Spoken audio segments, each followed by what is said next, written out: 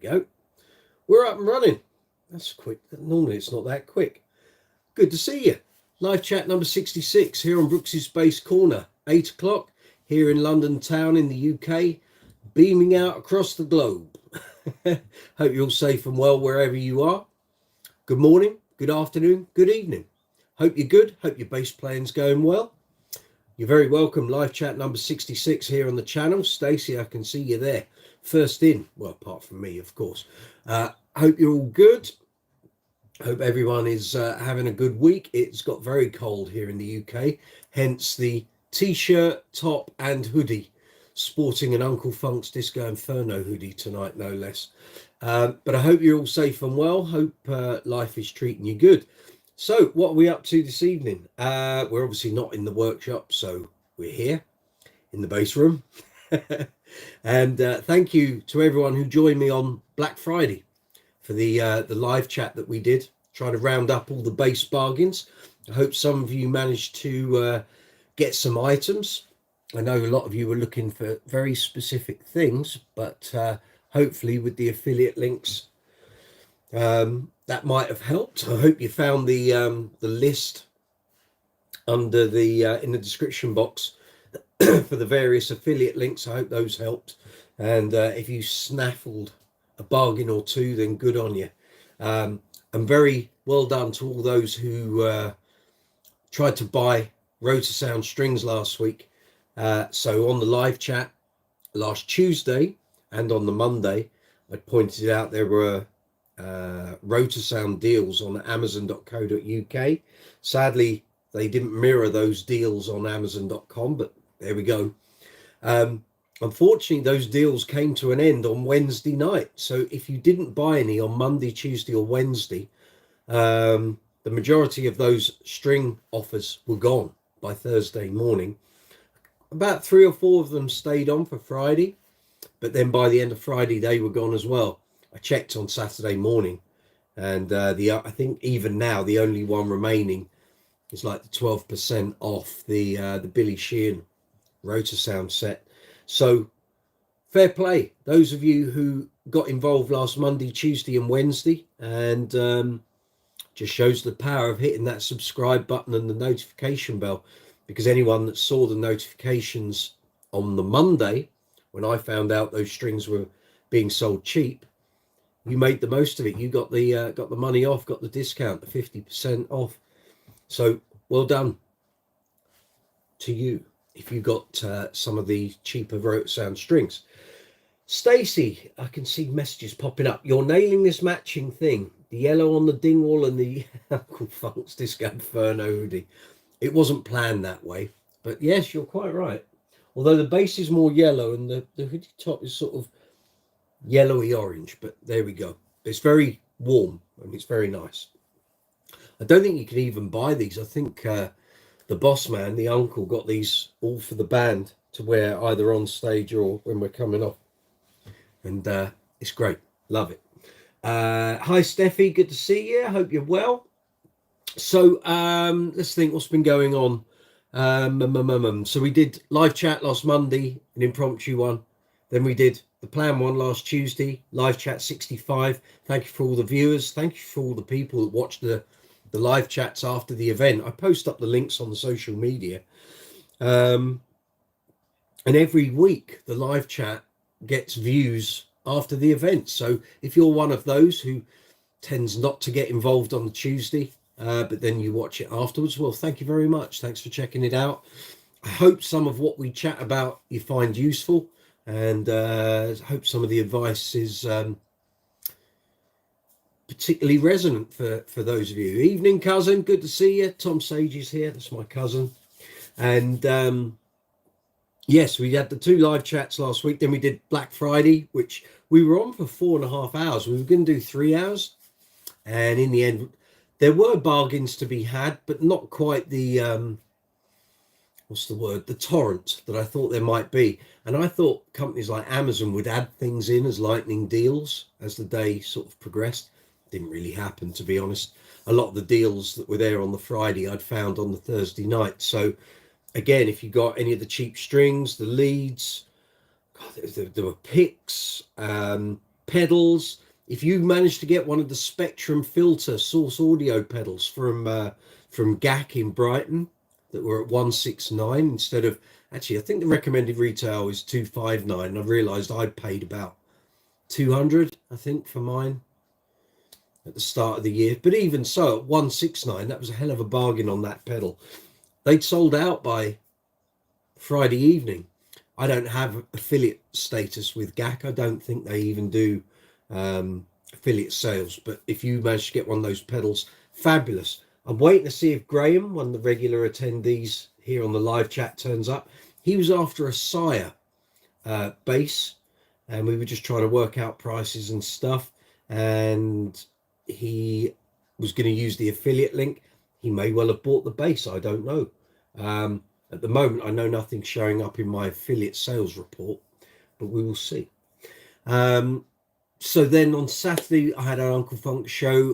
We were in Sawbridgeworth up in kind of Hertfordshire, Essex way, and that was great. We sold I think we sold something like 450 tickets, and it was great crowd. Band had a great time. It was all good. So thank you very much if you attended Sawbridgeworth. I doubt it. I mean, most of the people aren't going to come onto my live chat on my YouTube channel, but you never know. You never know. But if you were there, hope you had a great time. We did. Look forward to seeing you again next year. Today I found out that my gigs this weekend have both blown out. So I now have no gigs until next Thursday, which is Platinum ABBA at the Tivoli Theatre in Wimborne.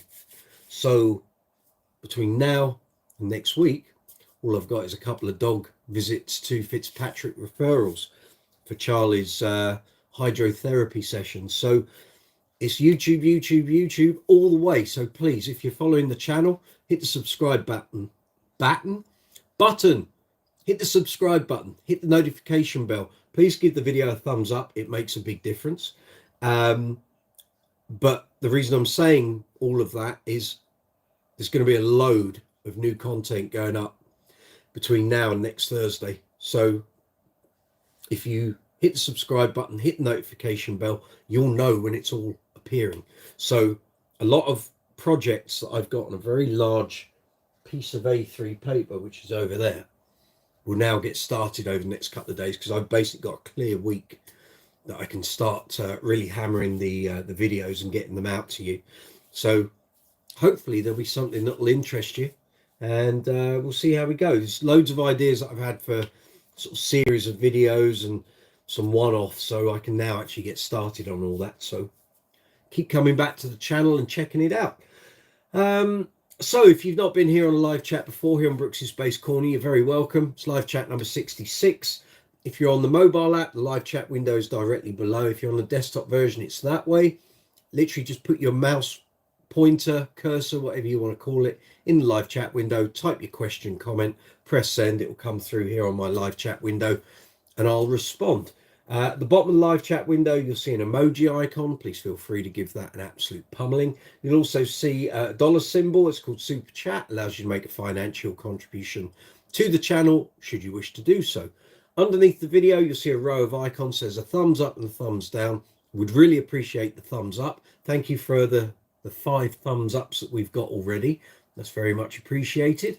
If you're going to give it a thumbs down for whatever reason, i.e. don't like the video, don't like the channel, don't like my presentation style or what have you, then please leave a comment in the comments section so I can try and make the videos better. If I don't know what the problem is, I can't fix it. Then we've got the share button. We've got the promote button. Now, I don't know what this does. I've not read up on changes in YouTube for a little while, so I'm guessing that means you're promoting the channel. If you hit it, I can hit it and we can see what it does. It's taken me through to create a studio, new video promotion, edit promotion, headline, description. This video placed among other videos on the YouTube app home feed. I don't know what any of that. You have to pay for it. It's like Google ads. That's not going to be happening. If you're going to start doing that YouTube, you're going to find a lot of creators. It's a beta facility, right? A lot of people aren't going to be very happy with that, so we'll bang that one on the head for the moment. You can save the video watching it later, I think you still get the shop icon or store icon, which shows you merch. And then you'll also find a love heart with a dollar symbol in. That's called Super Thanks. Works exactly the same way as Super Chat. Just allows you to make a financial contribution to the channel if you're enjoying the video. In the description box below those icons, you'll find merchandise links for the UK and European store, US and worldwide store. Feel free to stock up on Brooks's Bass Corner merch if you wish to do so. Underneath that, you'll find affiliate links for Amazon, Thomann, Gear for Music, and Andertons. There's a UK and the US Amazon stores. Then obviously Thomann, Gear for Music, and Andertons are single stores. We found out with Amazon that your purchases don't necessarily have to be bass related. In the terms and conditions, that's the way it reads. So basically, if you're someone on YouTube, you have a channel, you create your storefronts. We were led, or I was led to believe, anything anyone bought from your store or using your affiliate link had to be related to what you do on your channel. It's rubbish.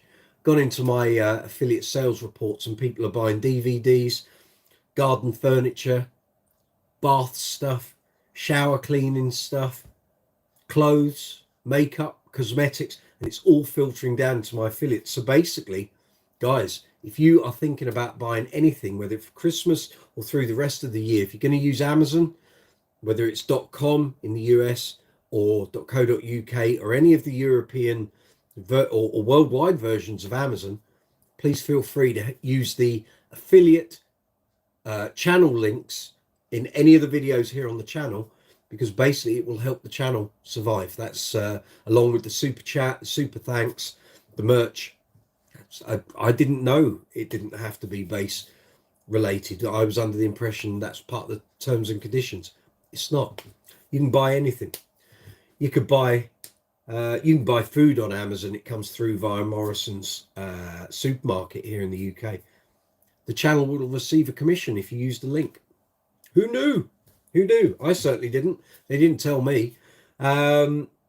And then after the affiliate links, you'll find the social media links. You can find us on Facebook, Twitter X, Instagram, Be Real, Reddit, Quora, Discord, TikTok, and Threads. There we go.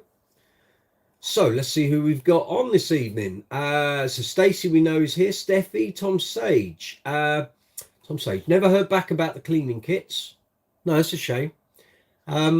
Sucks about the gigs. Any reason as to why the cancellations?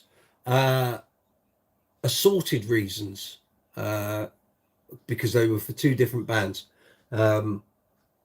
So yeah, just one is an illness thing, and the other thing I think is the client has just cancelled the booking, and for some reason the band didn't take a deposit, so there's no cancellation fee coming my way. Yeah. Stacey's doing the emojis thing. Fabulous. Wonder if it's a booster, the promotion thing. I don't know. I get inundated with emails from the, what's it called? Bear with me a moment, I'll tell you. So basically I get loads of emails from Amazon, both UK and US. I think it's called Amazon Associates, which is the affiliate sales program. And I get loads of them every day, and I literally just have to set up a rule on my email and they get filtered into a directory. I'm going to go through it over the next couple of days in case there's anything I've missed. But yeah, when I set up the affiliate stuff, one of the conditions is your affiliate sales have to be related to what your channel or website or what your online retailing is about, which would be bass, obviously. Yet, like I say, I went through the affiliate sales report and there was all sorts on there. Shower heads, mold cleaning stuff for baths and showers, and people buying makeup mirrors and clothing, kids toys, garden furniture, garden products, animal stuff. And it was like, okay, I'll take the affiliate sales. Thank you very much. It's not bass related, but if that's how it works, then so be it. I'm not going to argue. So we'll go with it, Stace, you know. Well done with the emojis, everyone. Tom says, wow, I will definitely keep that in mind with the amount I get through Amazon. It will certainly help you out. Well, thanks, Tom. And yeah. Likewise, I didn't know it was that the coverage was on everything. So, you know, some of it is just pennies, some of it is a couple of quid. But like I say, all those small affiliate commissions, you get enough of them, it suddenly becomes a larger amount. Goes towards keeping the channel going, and that's the plan. That is the plan. So how is everyone's bass playing? Anyone buying anything new? Any new purchases? Did anyone get a steal in Black Friday? Find anything that was slightly off the beaten track? I did my best. I did my best on Friday. I tried to cover as much ground as I could. If you haven't watched the video, feel free. It's there. Brooks's Black Friday Superstore. Cheers, everyone. And yeah, it was a little manic.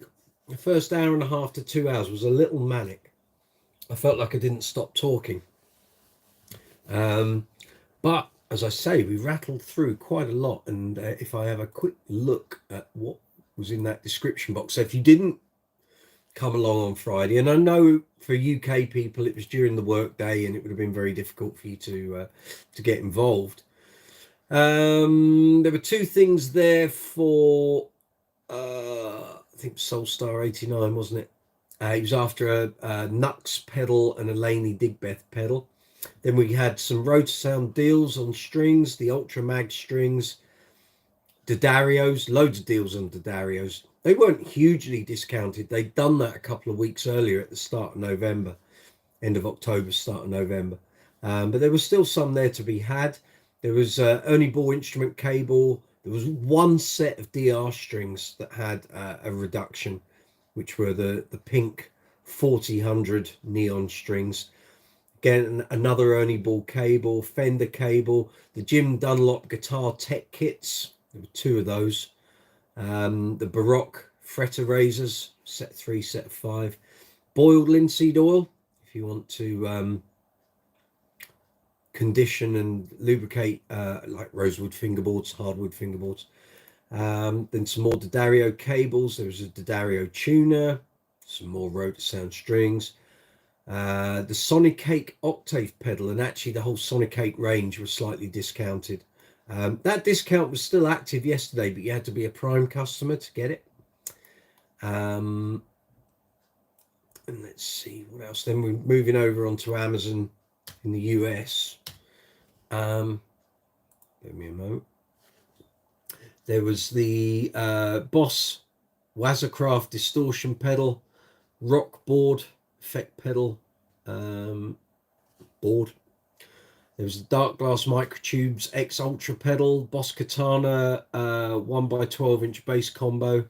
Some DR strings, the Red Devils. There was Fender Vintera precision bass, Ibanez Thomann, Ibanez GSR, a guitar rack, and that was kind of it. And then we found quite a few deals that weren't affiliated to the channel, so I wouldn't have earned a commission, but all of those deals we left in the live chat. So yeah, but now all done, gone, finished. We move on. Christmas, and then the sales after Christmas. So if there's if I find some great deals as we go into like the Boxing Day sales, New Year's sales, might do another one of those. So I'll try and round it all up for you. So all you've got to do is come to the channel, and if there are sizable discounts on bass related items, you just got to come here to Brooks's Bass Corner, and it will all be there for you to reference. So yeah, so there we have it. That was Black Friday. Couldn't see any further discounts yesterday on Cyber Monday. Just didn't seem to be anything that had really changed. I kept checking on Amazon on Sunday and then first thing yesterday morning, but there were no new additions that I could find. So we seem to be the forgotten niche again, bass players.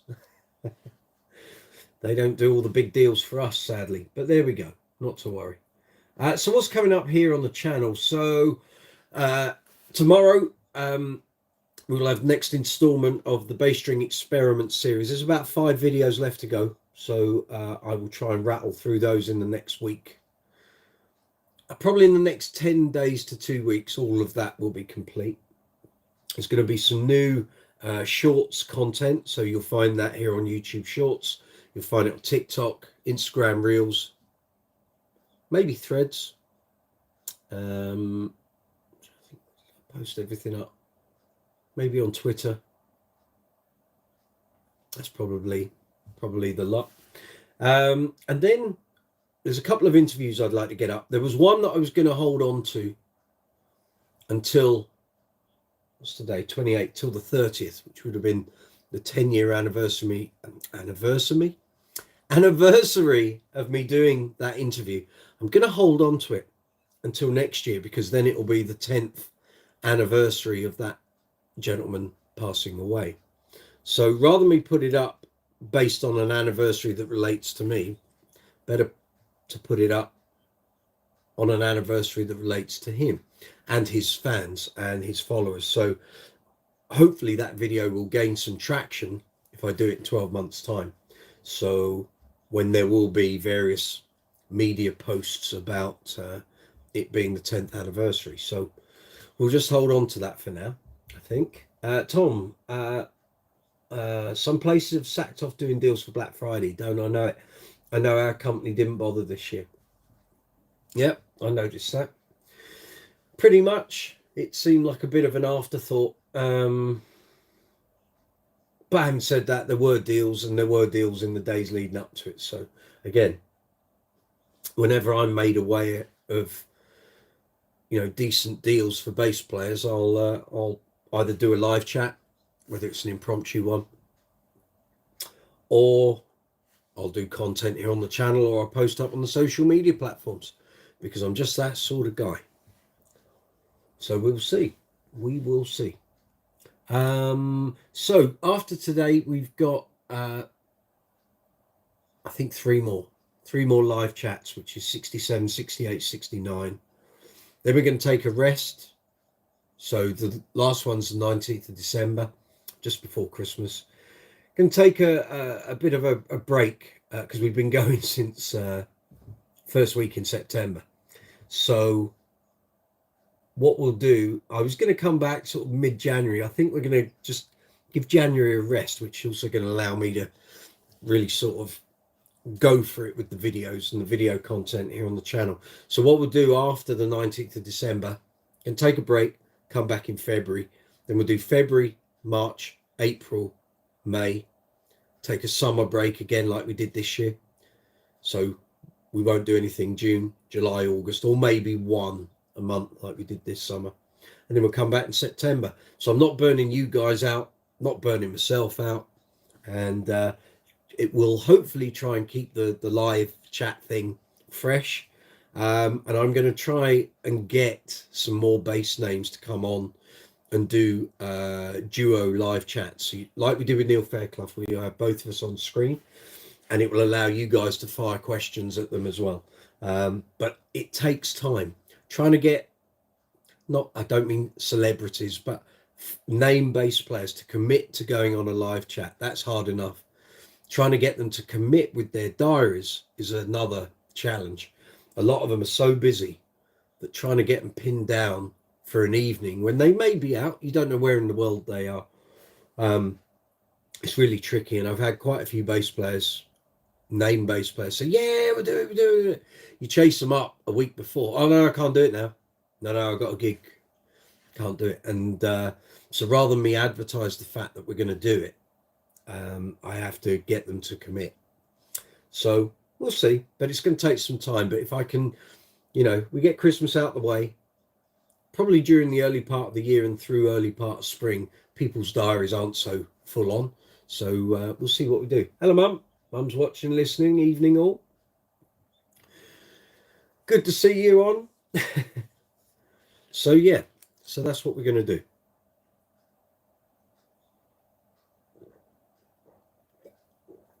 So we'll, like I say, go up to the 19th of December. Then we'll have a break, come back in February. So keep an eye on the channel, keep an eye on the community tab, keep an eye on the social media platforms, and it'll be fairly obvious when we're going to come back. I'll be promoting it as I always do. So yeah, so there we go.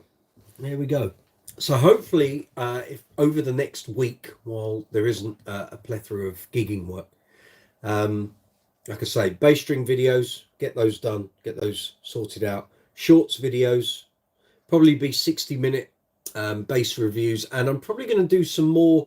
Some of you may have seen on the shorts for the channel.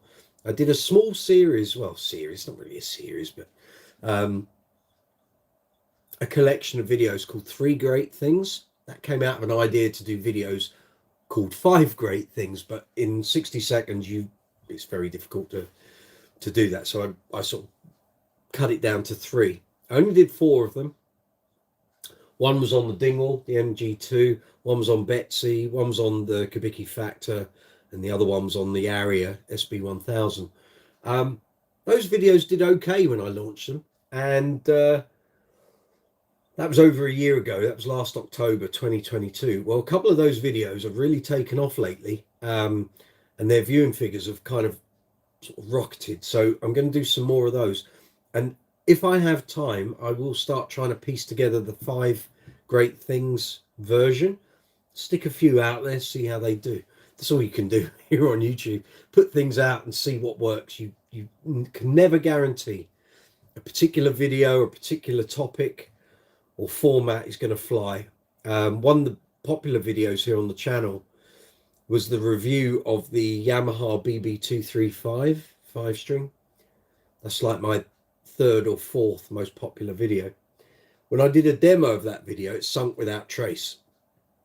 When I did a couple of abbreviated shorts on it, they sunk without trace. So you can never know that something's going to do great or not. But yeah, I'll try and stick a few more of those up, and we'll see how we go.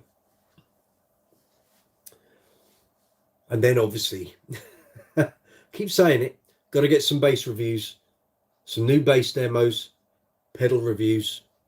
Reviews is what people want from the channel, I think. So it's time to address that, get some new content up. But once the bass string experiment videos are done, that will afford me that time.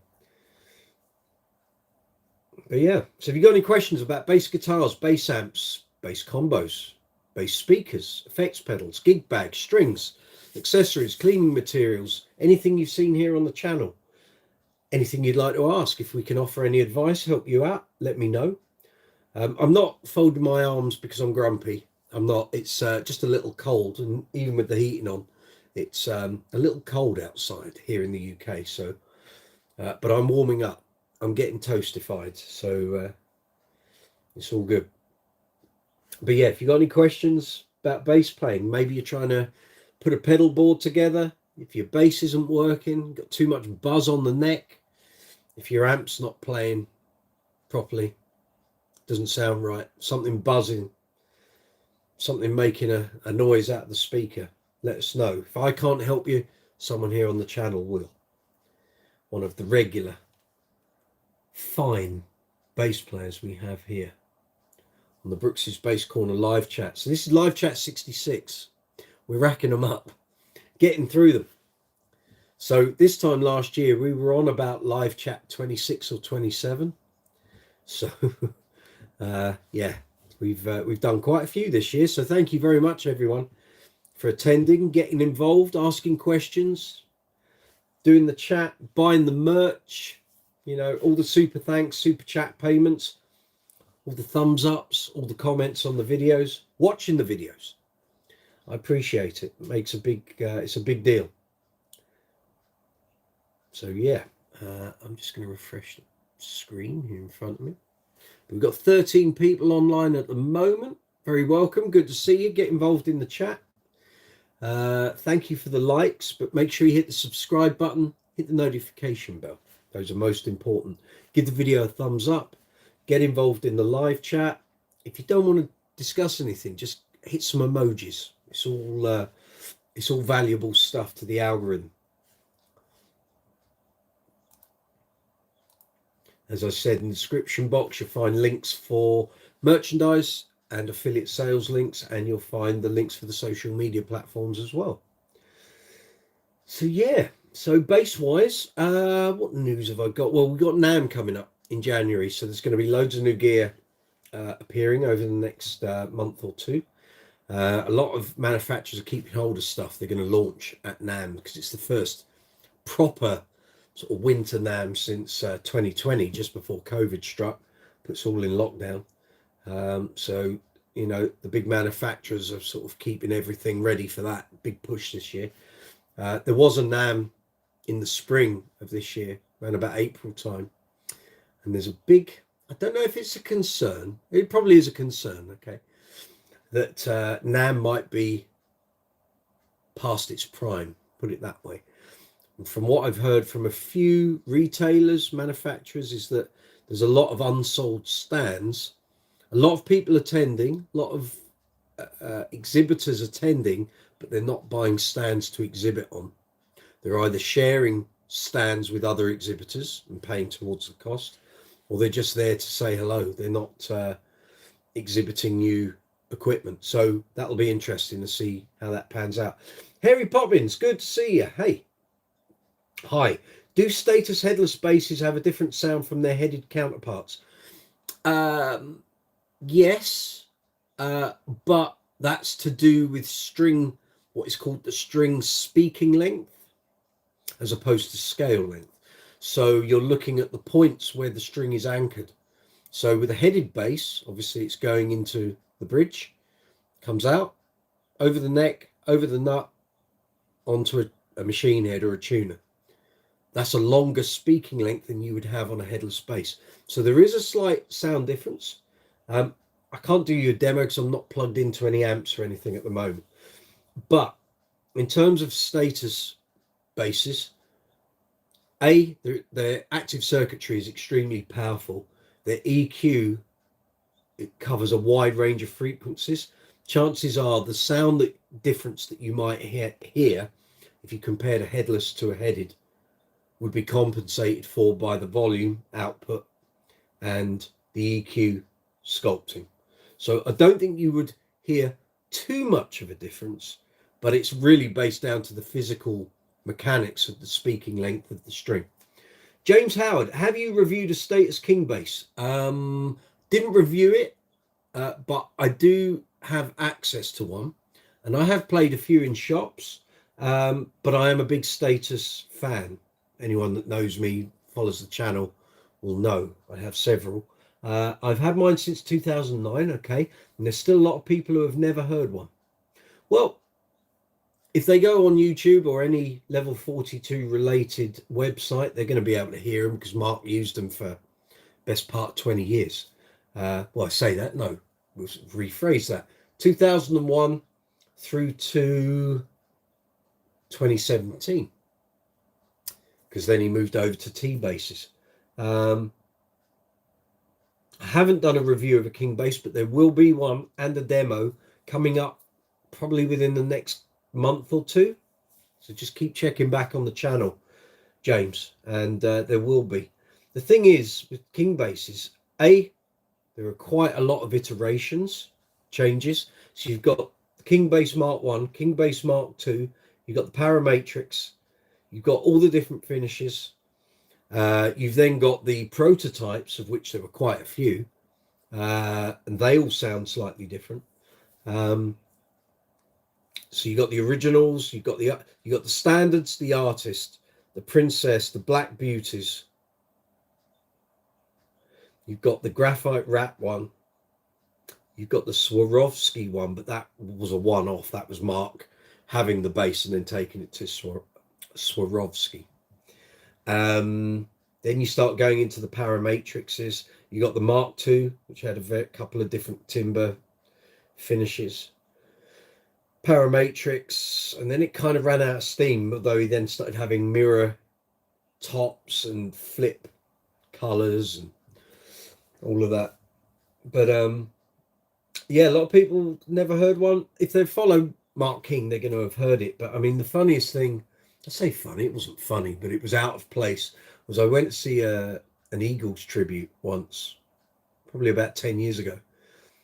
And if ever there was a band that playing a King bass was just going to look odd and out of place, it was in an Eagles tribute. It sounded okay, but it just looked totally wrong. The guy didn't think that one through. I don't know who he was or what his name was, but yeah, a little odd, that one. Kev Smith, hey, good to see you. Seen on eBay a Mark King Alembic model for 10k. Seems a lot. It is a lot. The guy's fishing. He isn't going to get 10k. He seems to think that because Alembics have gone up in price, he will get 10k. He's been advertising it for, God, 8-9 months. Wishful thinking. It's not going to happen. That model, I've got exactly the same here. I think I saw a similar model on Bass Brothers go for about 6,250. That would be more realistic, but even so, that's a hell of a lot of money. You've got to find someone that wants that bass and is willing to pay that sort of money. It's not the same bass Mark played. So unlike buying a WAL, which seemed to be the gauge at the moment for basses going up in price, you know, Justin Chancellor, any WAL is going to command a high price, but he is not going to get 10k for that Alembic, sadly. Not yet. Maybe in a year or two, couple of years. I mean, I didn't predict the rise in price that Alembics were going to have when we went in lockdown. You know, both of my Alembics I bought in the mid 2010s, they hadn't really gone up in price until we got to COVID. And then all of a sudden, Alembic prices went through the roof. They are what they are, but yeah, I think that guy's got wishful thinking on that 10k. James Howard, I have the Mark 1 Black Beauty. It's retired now. There's one on Bass Brothers at the moment. Retired? That bass can only be 10 years old. Shouldn't be retired. Come on. Or is it because you're not out gigging? You shouldn't. Oh, I see. You may have retired it because of the status thing. Just get out there and play the things that, you know. You see these basses on my wall and in my racks. They all come out at some point. Nothing here is retired.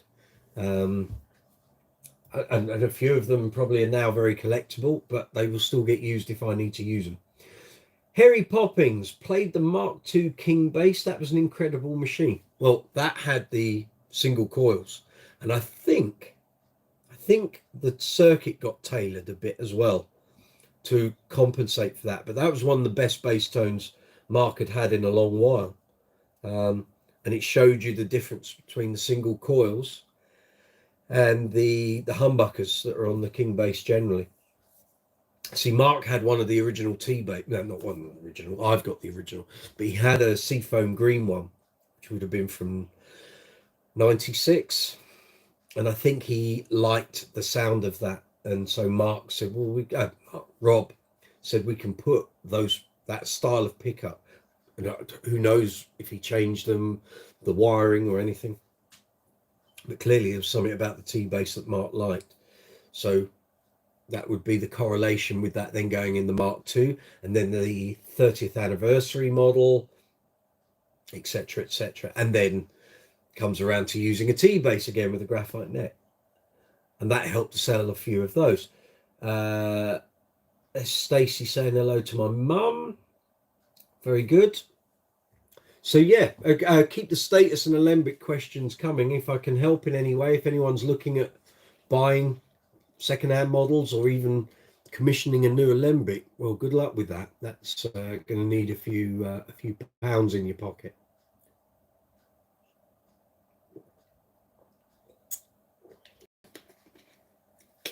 But if I can help in any way, if you're just looking for information, excuse me, went down the wrong pipe there.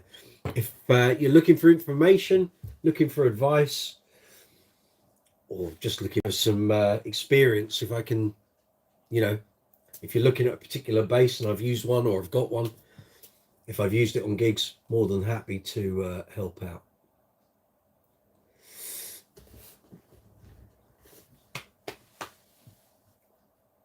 So you were asking about headless bass. Oh, well, this is one.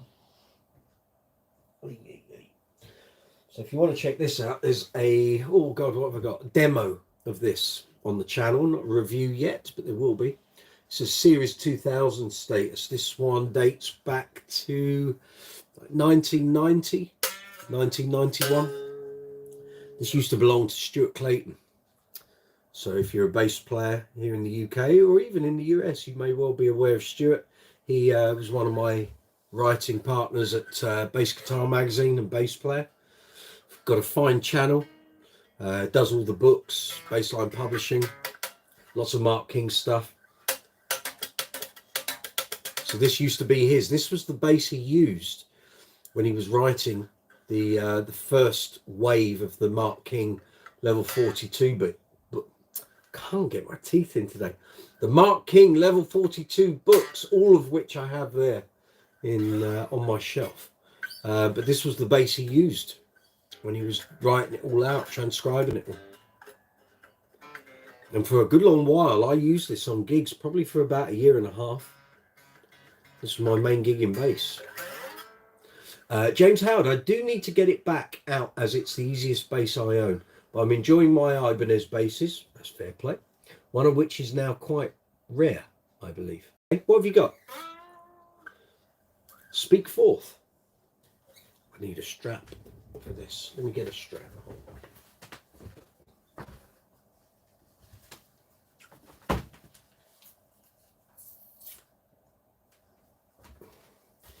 Always fine when I'm sat in my chair and you're playing a bass without a strap. It goes all over the shop. And you guys can't see it because it ends up below the camera. And it sounds quite weird, this bass, when you're unplugged. It doesn't sound like a wooden bass.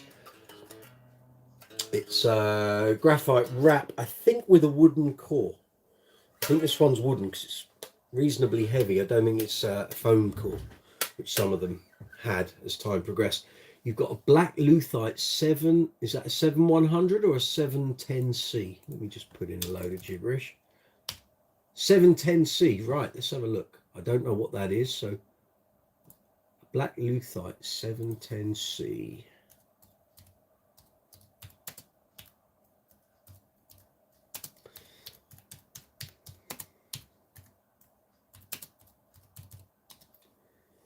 Oh, very nice.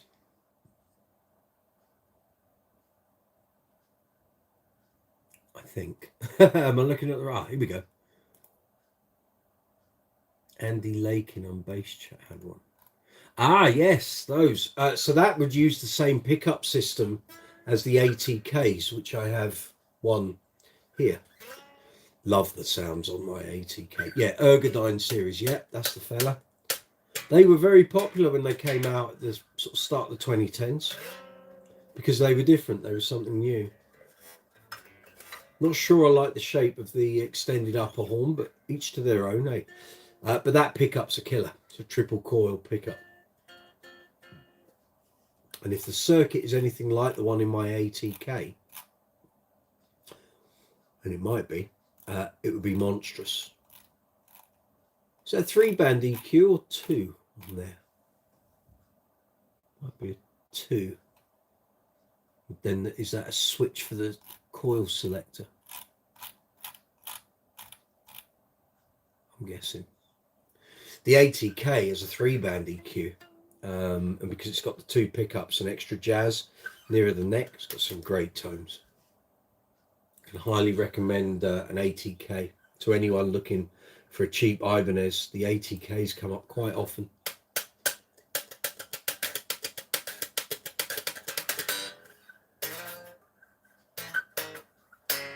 In fact, if anyone wants to see the demo of this, let me just find the video and I'll put a link in.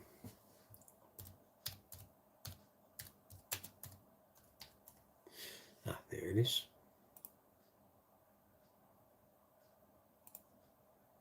So if you want to check that out, feel free.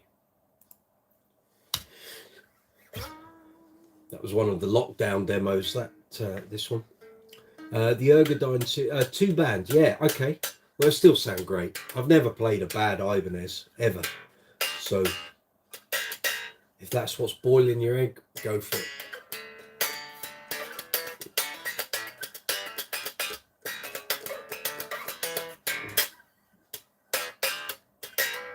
Visog, good to see you. Welcome back. Bass Centre had an alembic for over 20k a couple of years ago.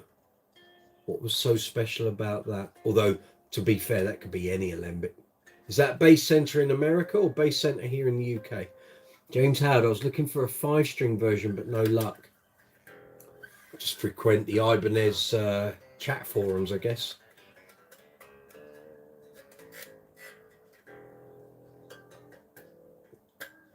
I know Nathan East's alembic sold for about 20,000.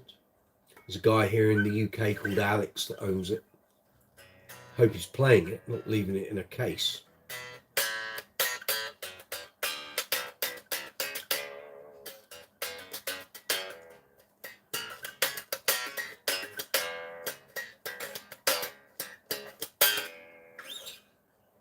Ooh.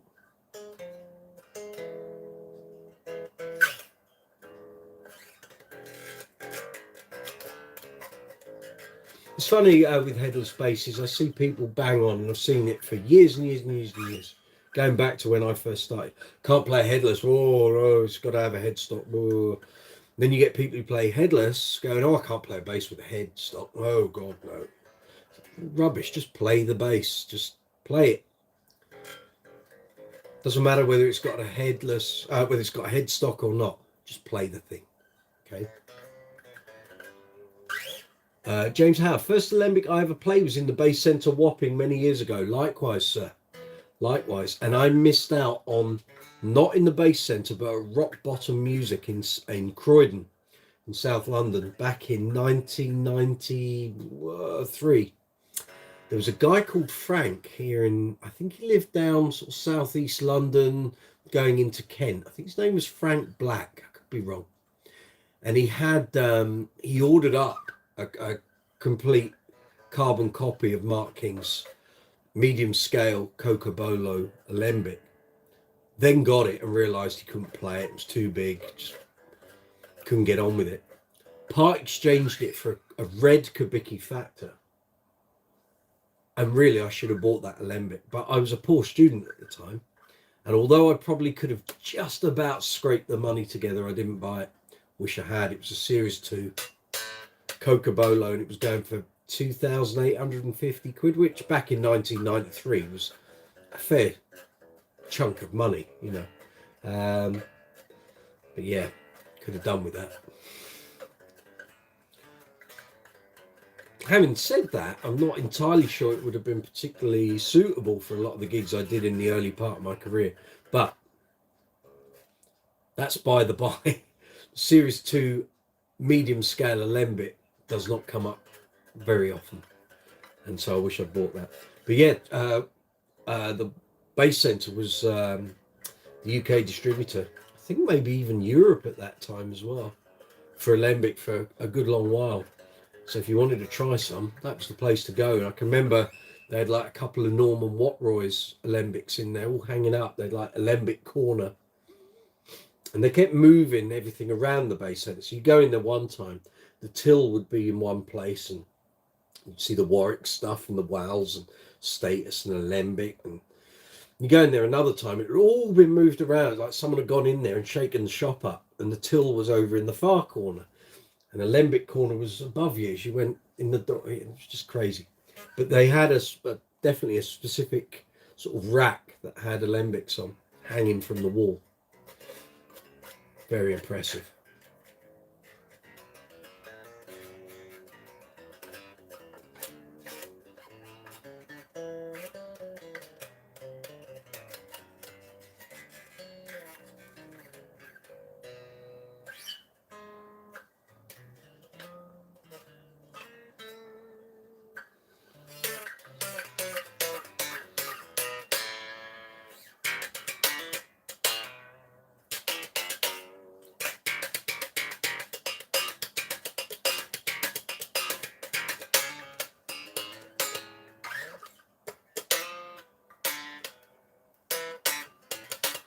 Oh. James Howard, it was in the late 80s. It was on display with a big trace rig. I couldn't help myself. No, well, quite right. I hope you rolled your sleeves up and gave it a good old thwack. And there were plenty of nice big trace rigs at the bass centre because they were basically the shop front for Trace Elliott. They shifted more trace gear than anyone else in the world. Keep an eye out here on the channel. I'm going to be putting up one of my vintage interviews with Barry Morehouse of the Bass Centre very soon. It could even go up before the weekend. If I get my backside into gear, that could well appear before the weekend. It's a blast. I was listening to it the other day to see if it was suitable to go up on the channel, and it is. Then either just before Christmas or just after Christmas, Barry has agreed for me to go and re-interview. So we're going to have an up-to-date current chat. And then if that goes well and you guys enjoy the video and it gets a good reception, he has said he would be willing to come on one of the live chats. So you can talk to Mr. Bass Centre. You can reminisce. Visol, Bass Direct. Oh yes, that bass was an exact copy, I guess as much as possible, based on grain. That was Marcus Bell, who works at Bass Direct. He commissioned Alembic with all the discounts and everything else to build an exact copy of Mark King's maple medium scale bass. It didn't cost 20 grand, I can tell you that, because he got all the buyer's discounts as a retailer. But what happened was, for some reason, Marcus can tell you the ins and outs, but I think various life changes meant he couldn't, or simply couldn't make the final payment on it, I guess. I was trying to phrase that diplomatically. Either he ended up, I think he wanted it, but anyway, I'm not going to, it's his story to tell, but basically he didn't buy it. Bass Direct paid off what was owed on the bass, and then they sold it. So that was that story, but it's his story to tell, not mine.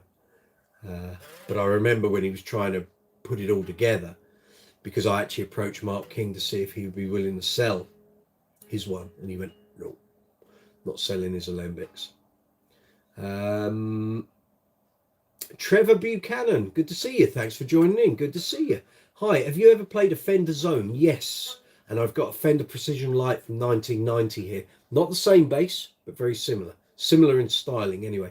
They only made them between 2002 2006. That's right. Rhonda Smith, the Prince's band, was an endorsee for a while. She played those for a little while. Visog, you meant Bass Direct. I saw that pop up and then put two and two together.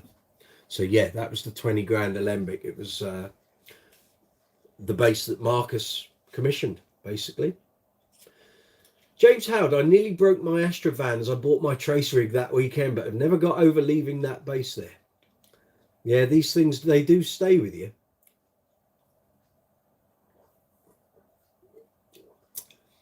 There's quite a few I could list. Where do you want to start?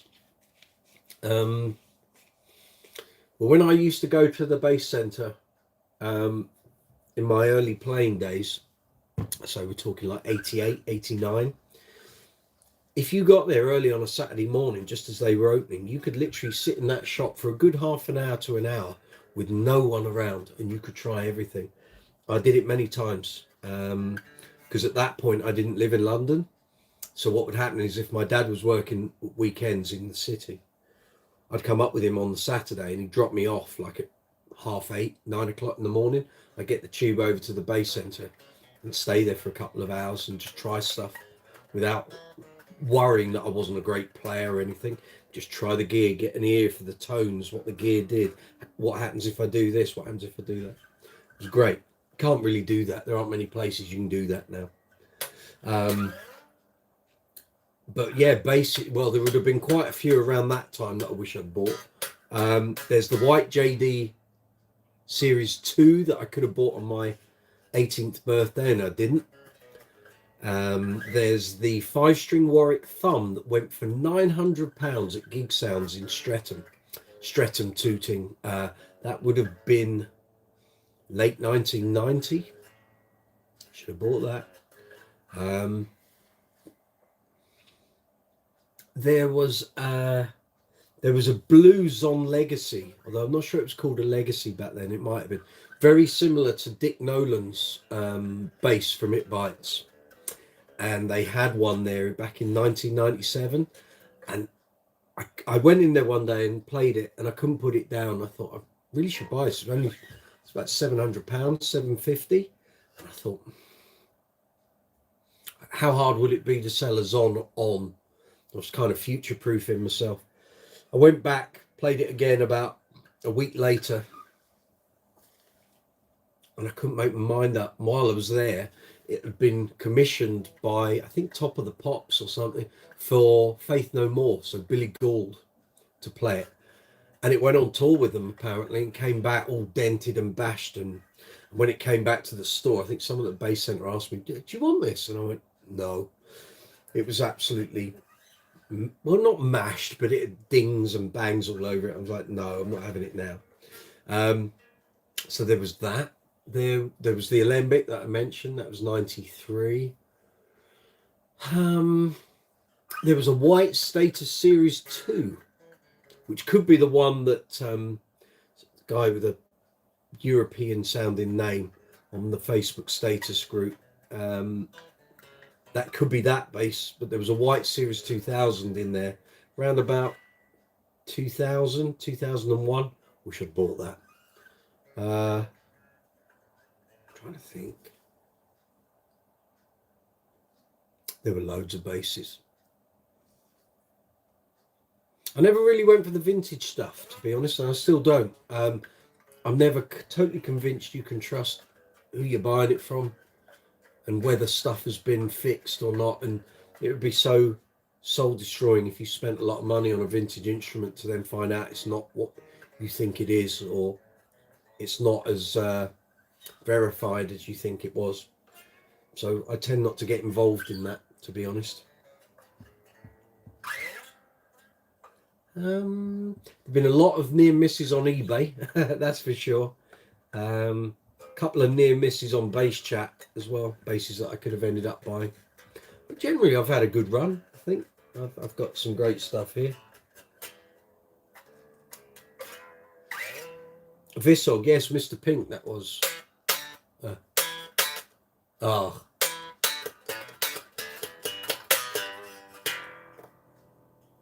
That's as much as you're going to get without me being plugged in. James, otherwise it just sounded like a typewriting lesson. Yeah, all of that. James I had a red JD Supernatural, lovely, for a bit out of monkey business in Romford. Remember it well. It was just too heavy for me. You haven't picked up an alembic then. That's heavy.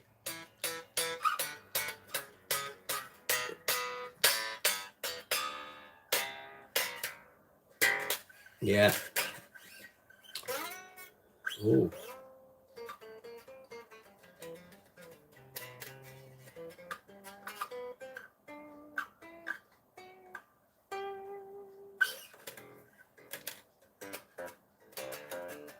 Might bring this out on some Uncle Funk shows. Doesn't look the part, but hey, what the hell.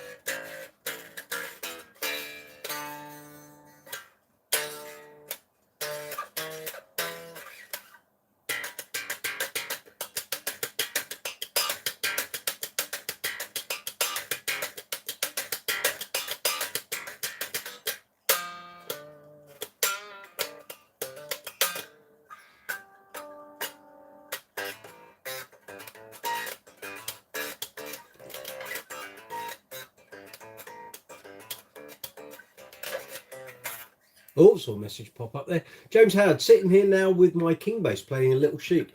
Nothing wrong with that, sir. Nothing wrong with that. I highly recommend that. And often, it's like a doctor's prescription. Twice in the morning, once in the evening. Right, let's put that one back in the rack.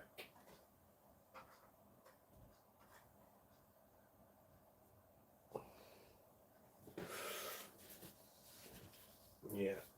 Let's give this this one might have to go in the workshop for a little fettling.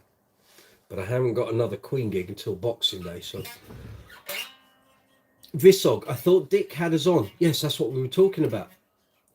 It was a blue Zon Legacy, or what became a Zon Legacy. So the blue with the Bartolini's, graphite neck. In fact, I can dig out a picture. Hold on. Hold.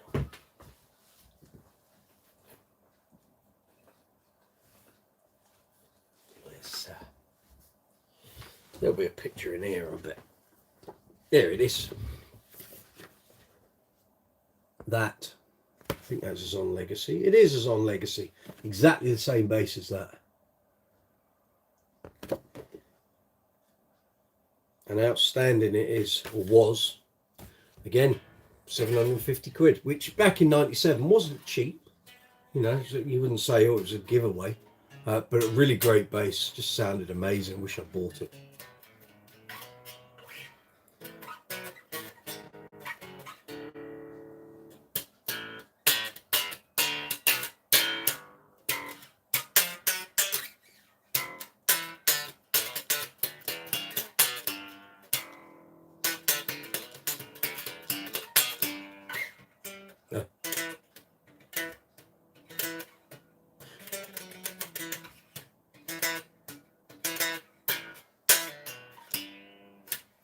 And away you go.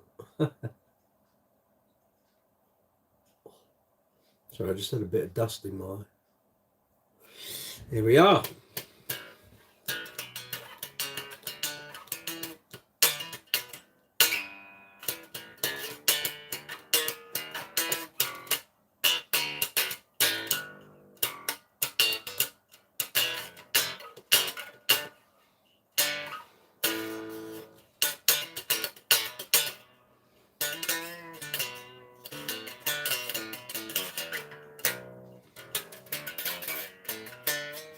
Ooh. That's it. Just got it. So we've just gone over the hour mark. You're very welcome to live chat number 66 here on Brooks's Bass Corner. If you're Stacey in North Carolina, it's live chat number 66, of course.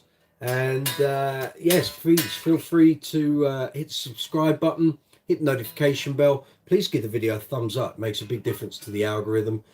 At the bottom of the live chat window, you'll see an emoji icon. Feel free to add emojis at will. It's that all helps the channel and the video. And you'll see the super chat facility with the dollar symbol if you wish to make a financial contribution to the channel. Underneath the video, you'll see a thumbs up, thumbs down. Please give the video a thumbs up if you'd be so kind. If you're going to give it a thumbs down, then please leave a comment as to why. I can't make the video better if there's something you don't like, if you don't tell me what the problem is. Next to that, you see the share icon. The promote icon is what I'm seeing, but I'm not sure if you see that. It could be because I'm within the YouTube studio. There's the save button, which allows you to save the video to watch at a future time. Then you've got the love heart with the dollar symbol. That's super thanks, which works exactly the same as super chat here on the live chat. And then underneath the video description box, you should be seeing the merch shelf. I'm not seeing it again because I'm within the studio, but I'm guessing you guys can see that merch shelf. And then in the description box, you'll find links for the UK and Europe and the US and worldwide merchandise stores. And you'll find affiliate links for Amazon, Thomann, Gear for Music and Andertons. They're all there. Anything you buy through those links, the channel will receive an affiliate commission. It all helps to keep the channel going. At the bottom of the affiliate links, you'll find the social media links. We're on Facebook, Twitter, X, Instagram, Be Real, Reddit, Quora, Discord, TikTok, and Threads. Rattled through that very nicely.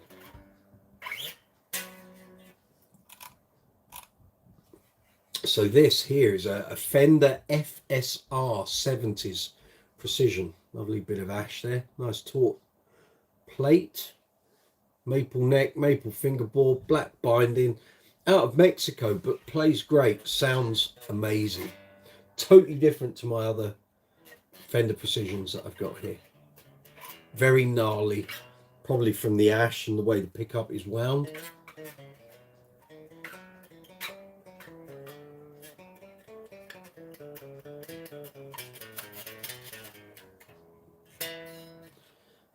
Gets a bit temperamental up in the upper regions. When I come to give this a setup and a new set of strings, the neck will be coming off because the adjuster is here at the base. You can't actually get to it. So you've got to take the whole neck off. Normally what I do is I loosen the strings, put some red rubber tubing around, holds it all in place, take the neck off, do the adjustment, put it back on, do everything in reverse. And that's normally it, but it needs a little adjustment. I think the change in temperature has made things move a little. James Howard, got an early start in the morning. Have a good one. Cheers, James. Take care of yourself. Hopefully see you again here on another live chat soon. Take it easy. Thanks for getting involved. Yeah. So if you've got any questions about bass guitars, bass amps, bass speakers, combos, gig bags, strings, effects pedals, cleaning materials, how to set a bass up, how to build a pedal board. If we can be of any help here on Brooks's Bass Corner, let us know. If I don't know the answer or I can't give you decent advice, one of the fine people on here probably can. Vissog, I've got a couple of those books. Very good. Yeah, they were great. Really good at the time. Taught me lots, especially that bass market section. That was very handy. And there were lots of, I mean, there was loads of great advice in here. Really. I mean, there's, look at the status. Look at that. Look at the grain on that. Obscene. I'd have bought that. Actually, at that time, you could go into the bass centre and see lots of them, just like that. They were everywhere.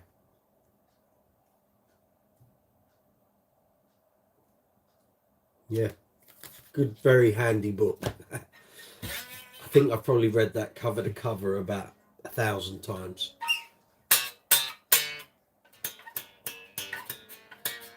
Ooh.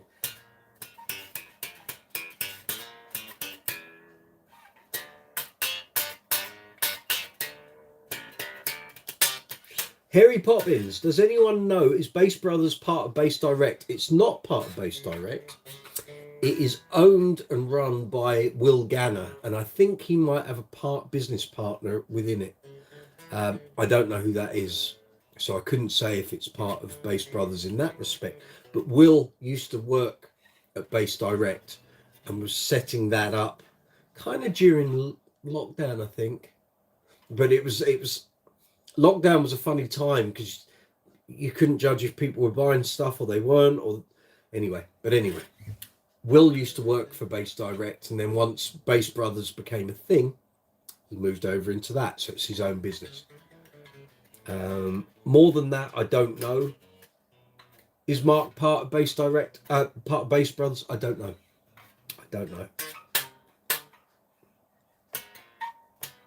I think there was someone else involved with Bass Brothers on a monetary level, and they left, or Will bought them out. I don't know. I'm sure if you went digging hard enough on Company's House, you'll find out everything you need to know to confirm any of that. But I don't know any more than that. I don't have a need to know, really.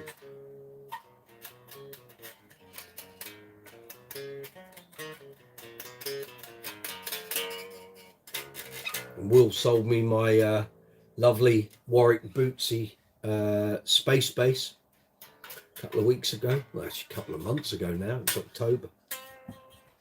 I did its third or fourth gig at the weekend with Uncle Funk. Sounded great. It's a nightmare to play, but it sounded great. Got to do some more work on getting that to. I can't slap on it because it's so low down to try and get the balance right, and you actually end up. I find I've got my hand and my wrist are literally stuck in one position. I can't do a lot because there's a prong, a point on the body right there. So you've either got to go around it, which means you need to have the base higher up, which means it tips like that, or you have it lower down with your hand kind of supporting the neck. Really hard to do slap stuff, so I've got to find a way around this soon, because my plan is to use this bass regularly with Uncle Funk, and at the moment I can't play Forget-Me-Nots slapped because the bass is too low down. It's not a perfect situation. Well, I'll get it sorted. Mike, have you reviewed G&L bass guitars? Yes, sir. Several in my days. Not here on the channel. Haven't done any here on the channel. Very nearly did a review of a G&L 2000.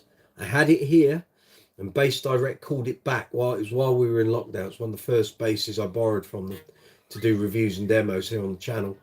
I just started doing the photos, doing the what I call video glide clips. So you've got a bass and you move the camera past it. And then they called it back. They said, really sorry, the bass has been sold. We need it back by tomorrow. It was like, and basically they were saying they wanted me to take it back that day. So I had to put it in the car and take it back. So sadly, that video didn't make it onto the channel. Hopefully I'll come across another 2000 at some point and I can use some of that footage as B-roll. But in the magazine days, yes, I reviewed several G&Ls. I can tell you if you want to know. I think I did I definitely did an SB2. Let's have a look.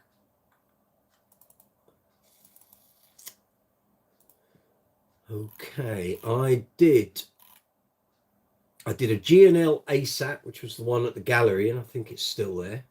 I did a G&L L2000 tribute. I did an SB1. I did an SB2 tribute. That's it. So 4 of them. I did 4 of them.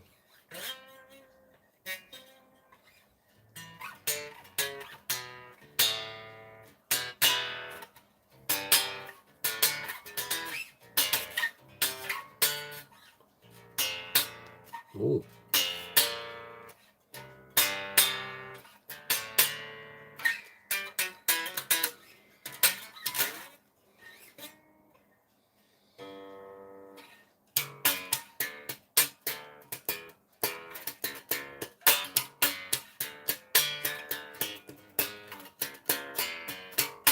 Soulstar 89, good to see you. What do you have in your hands? This is a Fender FSR 70s bass, made in Mexico, released in about 2017, 2018. It's great, love it. That ash body and maple neck, yeah, black binding on the sides. The pickup is astounding. And this bass has got so much gnarl about it, like really throaty mid-range. The black one that I use for a lot of the Queen tribute work, although this always comes as well, is a totally different sounding bass to this. That one's smoother, less rough edges. This is like punk territory, this bass. But it's lovely if you want to slap on it. It just stands out. Although these strings aren't doing it any favours at the moment. They're kind of dying. What's that? Hard to come by. What, this bass? The FSRs? No, there should be quite a few of them about. FSR means Fender Special Release, but there were quite a few of them around the time. Usually with a black plate. This passed through a couple of owners before I got it, and someone along the way put this tortoiseshell plate on it, which is very befitting, frankly. Try and put it under the light so you can see. Nicely dark, but with sort of plenty of red and orange accents. Orange accents. It's a chunky neck, but it's great. Love it. This song, meant to say earlier, I've got a Status Shark, nice, like your thumbnail, but I have the Sunburst Proactive. Not bad bases. Keep hold of that. Hope it's performing well for you.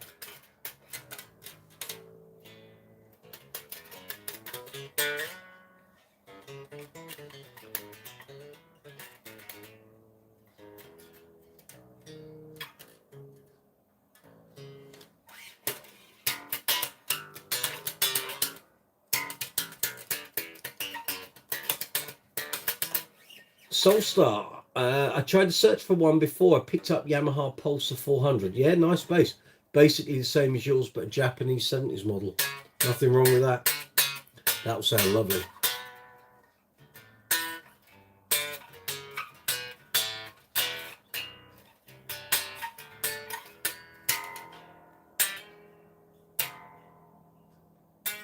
It resonates, this thing. It's lovely. The guy I bought it off, Gary won't be watching. He doesn't tend to come on the live chats. I told him he should have kept this. He said, "Oh, can I have first dibs on it when you want to sell it?" I said, "Well, you can, but I won't be selling it anytime soon, that's for sure."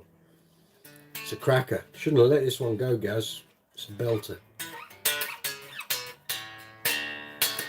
I love the sound of ash maple, P bass for funk. Absolutely. Couldn't agree more. Just spiky is how I describe it.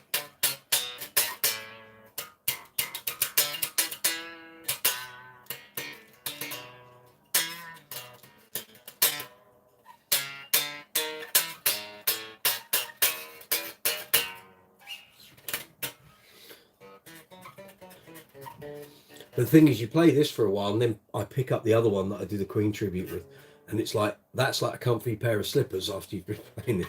This is like playing with your work boots on, and that thing's like playing with your slippers on. Partly to do with the neck, but I actually quite like this for digging in. You can kind of get really, you know, if you were doing a rock gig with a pick, this is the one to take. That one's a bit more, there's a bit more finesse about that one. And it's loud, this thing. Stands out a mile.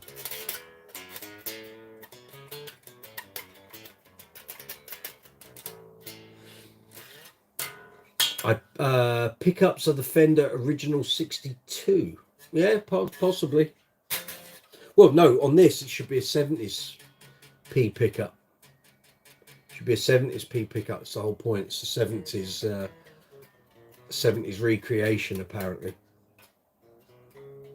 I don't think it had the tug bar, but whoever put the plate on, it's come off a bass that had the tug bar there.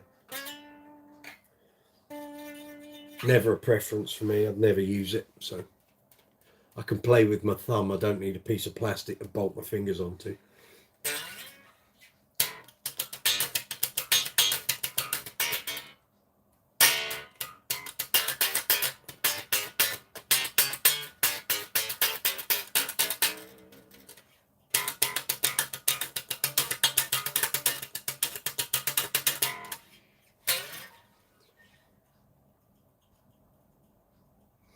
Ordered the Melvin Lee Davis preamp. Excellent. Did you use the affiliate link I gave you?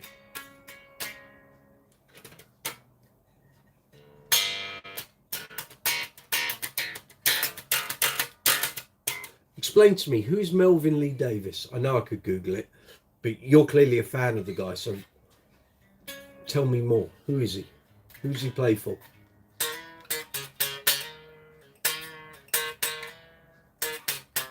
Oh.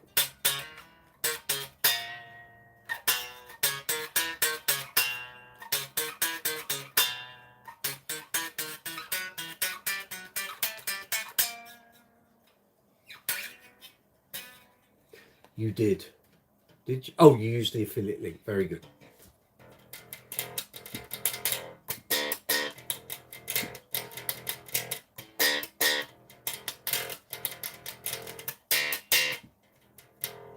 Honestly, I don't know him. Okay. Who is he? I don't know. I've never heard of him. I know Melvin Hayes. Used to be an A&R Hot, man. People in America, you won't know what the hell I'm talking about. Apparently, he played for Shaka Khan and others. Right, thank you. Very good. Okay.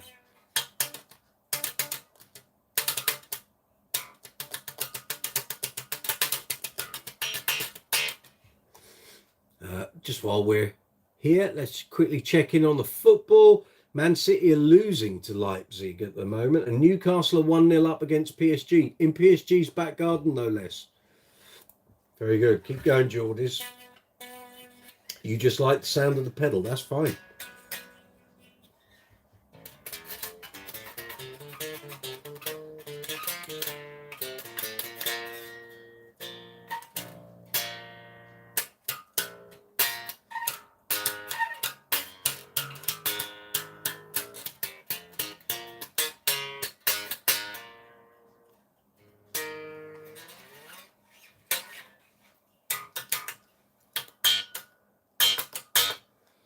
Yeah.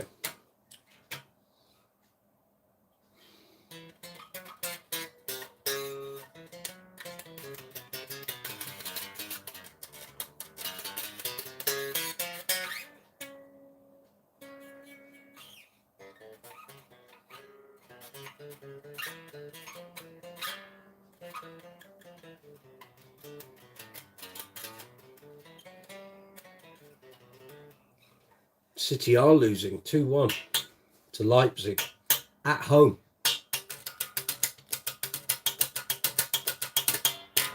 Wrote sound 66s, but I didn't put them on. The previous owner did, and I've not restrung it since I bought it because they were pretty fresh when I bought it from him. And I've used it on a couple of Queen tribute gigs, but it's not like I'm using the bass regularly. So the 45 105s on here. I string all my Fenders, Stingrays. Yeah, with 45 105s. Statuses, Alembics, GBs, they're on 40 100s. Kubicki's on 45 105s.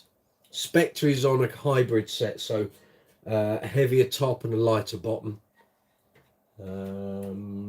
Lakeland's got 45 105s. Betsy's got 45 105s. The Lodestones have got 40 100s on. Lakeland, yeah, I put 4500.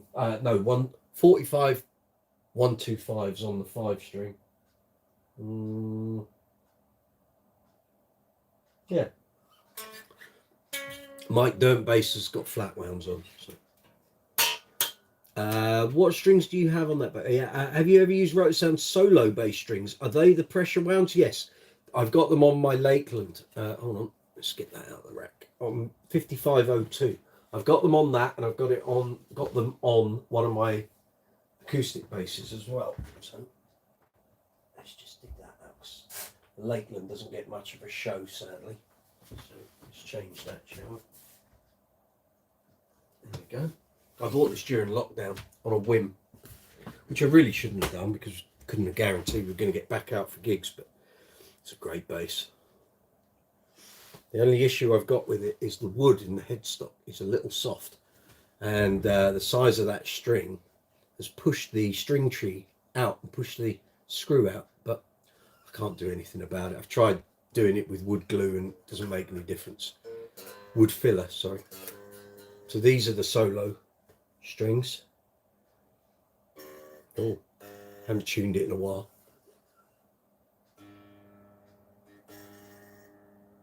Oh, that screw's rattling. Damn. I need to get that sorted. That's going in the workshop then. Let's get that sorted out. It's going to hear a bit of buzz. It's the screw in the string tree.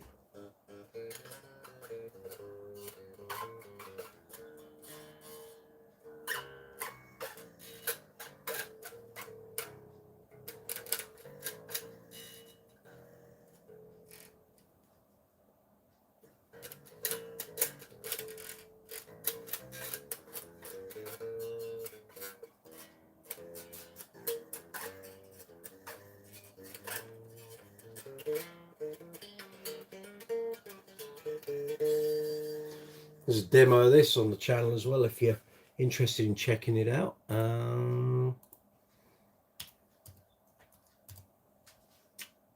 we go. Again, this was done during lockdown.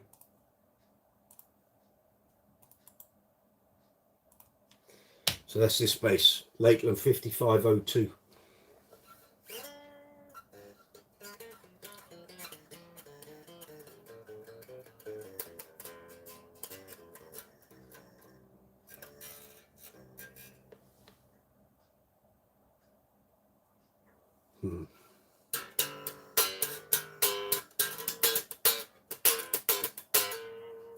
Why did I put solo bass strings on here?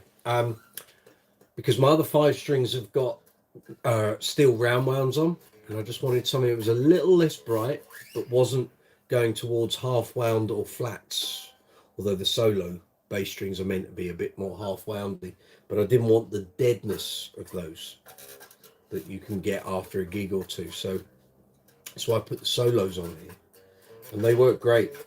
And they kind of tame some of the brightness that was in the circuit and the pickups. And it's all good. Second hand, like I say.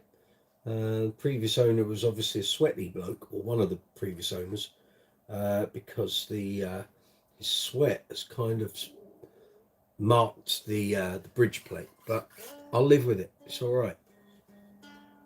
It's not the end of the world.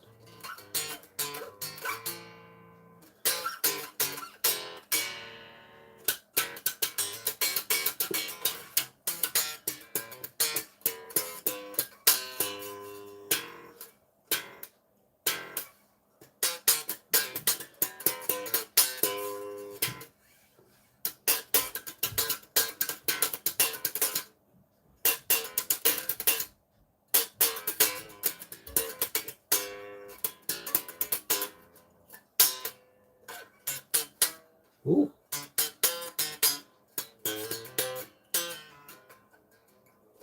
Soulstar, one of my screw holes, I think is what you mean. One of my screw holes on my pickguard doesn't hold the screw anymore. Would wood filler help in the screw hole? Yes. Got to make sure you let it dry though. Or should I put more wood to fill the hole? Either or. If the wood filler doesn't work, then you're going to have to put wood in, so matchsticks, super glue in, and then, which is probably what I'm going to have to do on this, because this has had wood filler twice now, and clearly it's not worked. I can't really show you, but it's very difficult. But I'm going to take the base off. Let's see. Oh, don't do that either, Mike. That's a good idea. So you can see what's happening there on that string there. The screws popped out if I press it up, so it's meant to be clamping down the string, but the thing is, the end of that string where the winding starts is really big and bulky, and that's what's kind of the force of it has pushed it up, pushed the screw up, and it's brought some of the wood material out. So yeah, it's probably going to be a super glue and matchsticks affair for me, I think. So that's kind of a similar thing that's happened to you. It's easy enough. Get some super glue, get a matchstick, put it in the hole, glue it, or put the glue in first, put the matchstick in, break the top off it, let it dry. If you don't let it dry, you're knackered. Let it dry for a day, maybe 2. And then if it's just a screw hole, you don't really need to drill it. Just get the thing in place, put the screw in, and do it as tight as you can. And hopefully that should be enough.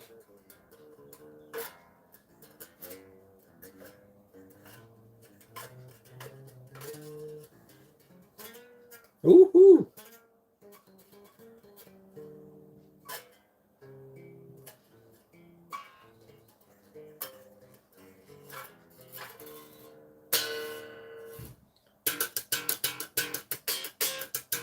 Pleasure. That's what I'm here for, mate. If I can help in any way.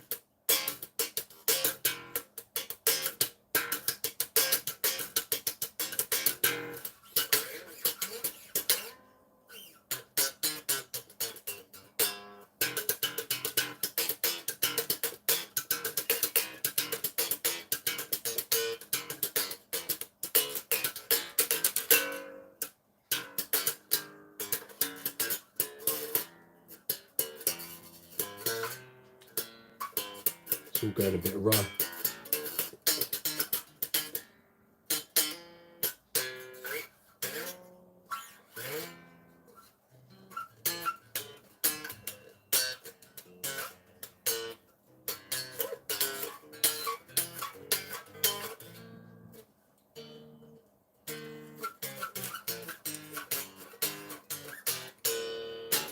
All good. If you've just ventured on a live chat, very welcome. It's live chat number 66, coming to you all the way from London town here in the UK. Good to see you. Good to have you on board. I see 12 of you are watching at the moment. Thank you very much.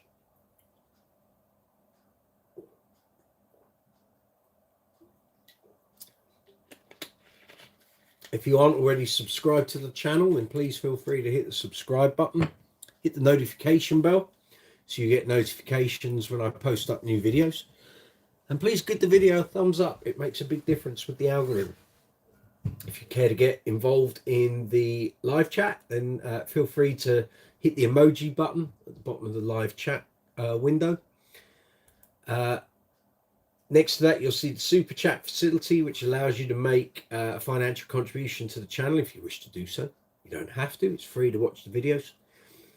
But if you find something handy or useful, either in this video or other videos here on the channel, then feel free.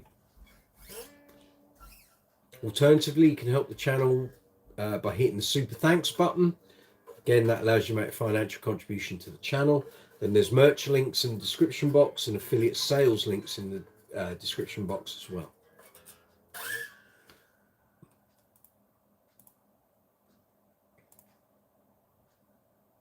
Have we lost Wi-Fi? Something's gone on here. My PC's... someone out there who's watching, please let me know if you can still see this live chat, because at the moment my PC's gone. I can't get into YouTube for some reason. Let me know.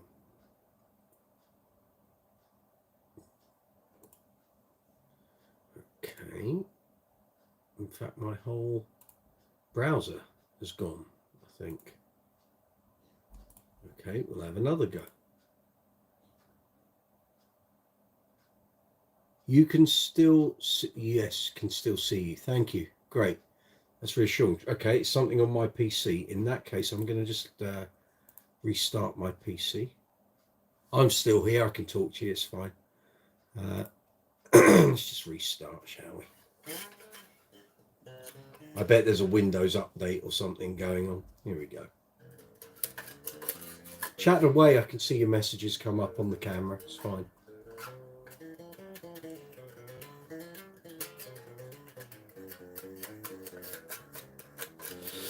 So I'm going to be doing some pedal reviews, which I haven't done for a while, and some pedal demos. Is there anything anyone wants to see specifically, or certain types of pedal? What is everyone's sort of preference here? Octave pedals, chorus pedals, flanger pedals, distortion, compressors, what? Envelope filters. Saw a message pop up there and then it disappeared. What did that say? Keith Doherty, good to see you. Excellent. Engineering reset. Yeah, turn off and on again. Exactly. Highbrow maintenance, that is. There's definitely something going on because my machine's taken an age to restart. Envelope filter for you, Soulstar. That's good to know. There'll be a few of those. Might even do a comparison video, perhaps.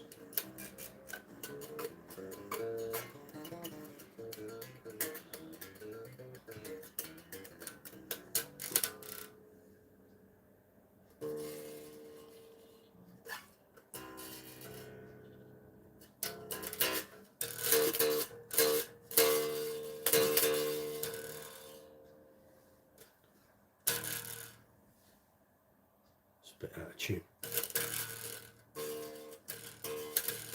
It's better.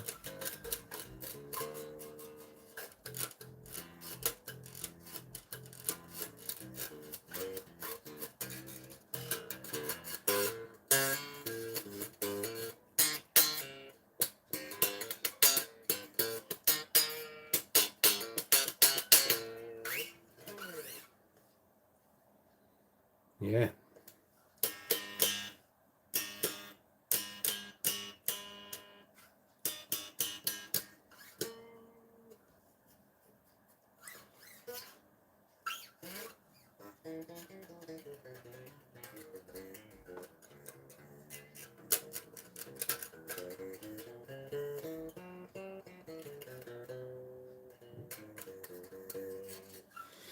Okay, let's go back into YouTube here.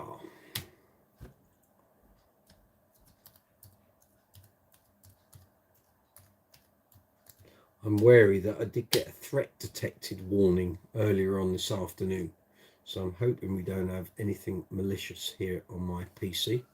I've already had one hard drive go down about 2 years ago due to a virus, so let's hope we don't have another one of those. Hey.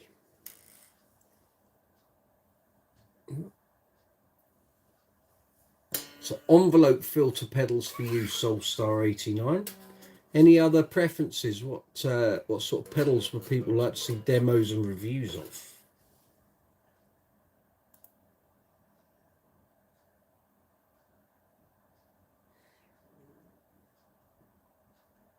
Speak forth in ringing tones, and I will do my best to do it.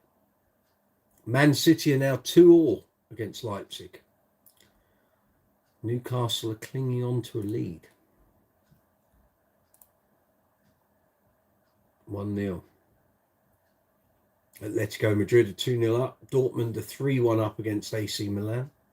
Barcelona are 2-1 up against Porto. Okay.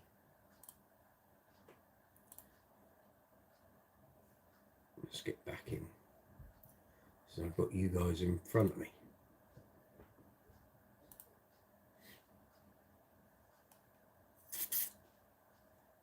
Thank you for the new subscriber. Bizarrely today, I lost 3 subscribers within about 30 minutes, which was bizarre. I don't know why. And then 2 of them, or 2 subscribers joined late this afternoon, and now another one has joined. So if that's you, welcome. Good to have you on board. So I'm back up to the number I was at first thing this morning, which is yeah, bizarre. Right, we want to get into there. Now then, I should be able to see you when we get past the adverts. Hurrah! I know you can see me, that's fine.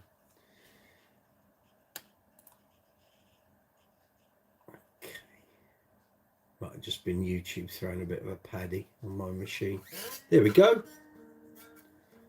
Handsome devil.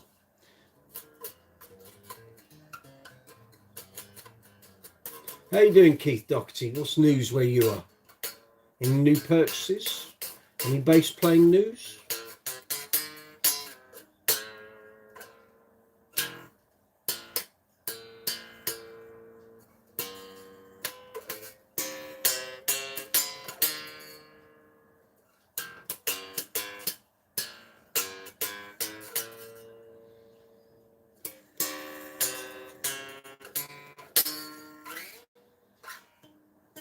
Mm-hmm.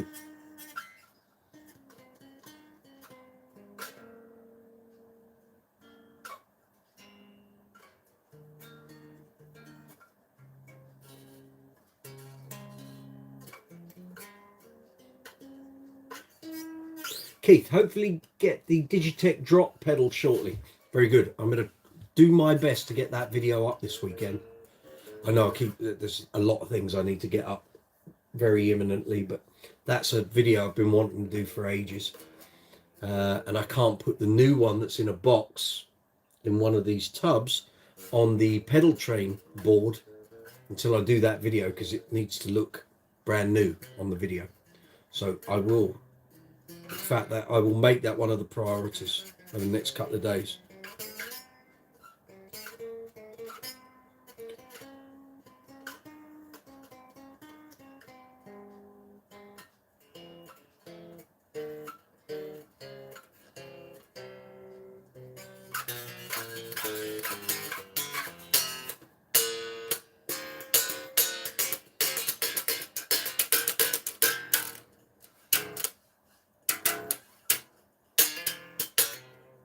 Brilliant. Look forward to seeing it.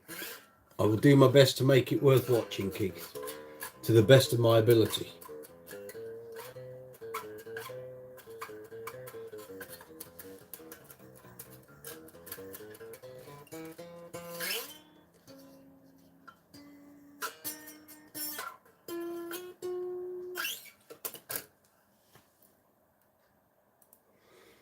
Cool.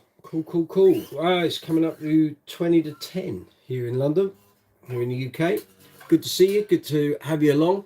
Live chat number 66. If you got any questions about bass guitars, amps, speakers, pedals, gig bags, strings, accessories, cleaning materials, how to set a bass up, how to make your bass better, how to build a pedal board, anything you want to ask, let me know. What's the white bass on the wall behind you? That's a lodestone. That is Ashdown's first attempts at basses back in 2009, 2010. I'll get it down for you. Hold on.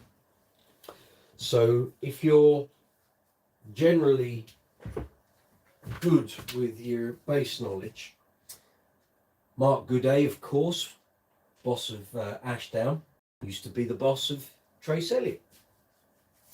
And you may recall that back in 1995, Trace Elliott and Status, because they were not joined at the hip, but they had connections. They used to emanate out the same building in Essex.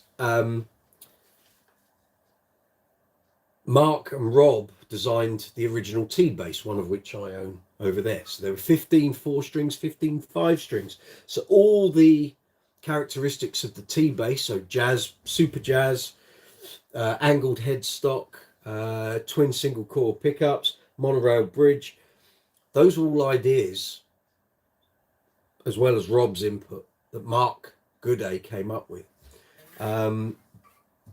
It then became production model for Status. So when Ashdown were thinking of doing something, Mark wanted to take the ideas that he'd had in that bass and sort of develop them. Anyone that knows Mark and Mark's history knows that he's well involved with racing cars and all that sort of thing. Kind of has a link to Lotus, I think. Anyway, his original idea was to come up with a bass that would have ceramic frets and ceramic bridge saddles that would never wear down. The idea was once these things were in, you didn't have to keep redressing frets, ceramic being a harder material than metal. Anyway, loads of R&D went into it, loads of money was thrown at it, a lot of money. And in the end, the only part of it that remained was ceramic bridge saddles. The whole ceramic fret thing didn't get off the ground in the end.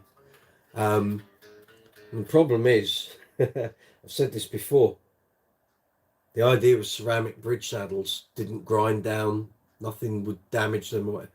I've had 2 of these basses that have had damaged ceramic saddles, and Ashdown don't carry any spares. So the only thing you can do is either swap it out for another monorail bridge, in which case you're going to need to buy 4, or at least get the saddle part, these small parts here, because otherwise you're going to end up with one bridge that doesn't, and so it's going to sound slightly different. Yeah, so that didn't happen. But a fine bass. I did have 4, I'm down to 2. So this is an original one, gold hardware. Everything else on it is as is. There's the headstock. Kind of, they took away the traditional Fender aspect of the original T-bass headstock, so it looks like a bit of a paddle, unfortunately. But these 3D contouring lines are great, and the bass plays great. It's a really great jazz bass to play and own. And then I've got another one over here, which was one of the 4 I had, which is in Sunburst. You'll have seen this one before. So this has got a set of Sims Super Quad pickups, so each one can be single coil, split coil, or humbucker. And then there's a Johnny's Uni Pre circuit here. So I've taken out the single coils and the EMG guts and changed it to this. And again, this is one of the basses where the bridge saddle split, and so we ended up putting a couple of Warwick bridge saddles in there. Kept the original monorails and just changed the saddles over. So yeah, so that's that bass. So this was Ashdown's first attempt at basses. They did some that were precisions, and there were 3 ranges. So this is a Primal Pro. There's a Primal Artist, which had poplar and fancy wood tops, and then there was the, can't remember, there was the cheaper range, which had like a single piece bridge, and they were passive. And if you search, there isn't a lot of info about them. Let me see if I can find it. But there were 3 levels to the ranges. There used to be loads of stuff about it online. I put my thing and my video, my review videos comes up top as the videos. So it's Primal Artist, Primal Pro, Primal Instinct. Thank you very much. So Music Radar, I have a picture of Primal Instinct, Precision, single piece bridge, tortoiseshell plate, ivory white, volume and tone. Yeah. Instinct, that was it. And they came in multitude of finishes. These came out of the same factory as the Spectre Euro LXs. I suspect the circuit, not the pickups because they're EMGs, I suspect the circuit is not that far removed from a Euro LX tone pump. Very similar. But I'm just looking at images here on Google, and these came in so many different colors. There's like this weird swamp greeny color. There were the Sunburst, there was white, there was red. I had a 5-string, which was a Primal Artist. So it was like the poplar, but with a red color over the top. You had the Sunburst. What color is that? There's like an off grey. There was Chignal Blue. I had one of those. There's like a silvery coloured looking one. Primal Artist 5. That's a weird flame maple dark tobacco burst. There was the Primal Artist, which was black but with a figured top underneath. Then you got the poplar ones. There's an orange one, standard red. And they did guitars as well. Guitarist in my old covers band, we were trying to find cheaper alternatives to what we bought, so we didn't take nice guitars into crappy pubs. And he bought one of the guitars. I think he really enjoyed it, but I remember him saying it's just really high output. It just didn't have a lot of finesse to it. You had to kind of tame it down a bit. It served him well in the pubs and clubs we were playing in. There's a green one, yeah, seafoam green one, black one. So there's a whole bunch of colours. There's a guitar which has got the poplar with a white plate. In fact, the 5-string I sold to my next door neighbour. So if ever I want to buy it back, I know where it is. And he had a problem with the bridge saddles as well. Then there's like an amber, red.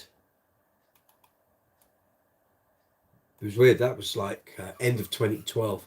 I can remember being sat in a cafe with Steve, like the guitarist in my old band, and we were just trawling online for lodestone basses and guitars, and I ended up with 4 in the space of about 4 months. And like I say, he bought I had 4 basses, he had a guitar, and we used them on gigs all the time. Just meant you could leave some of your nicer stuff at home, and these were, you know, in terms of bass, EMG, a copy of the tone pump, or probably was a tone pump circuit in there. They served the purpose, you know.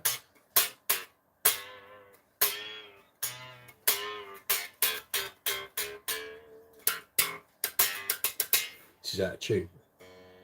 It's well out of tune. Totally out of tune. So let's tune it up.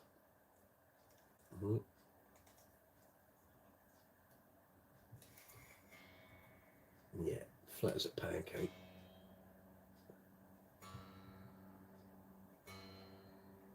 Ooh, well off.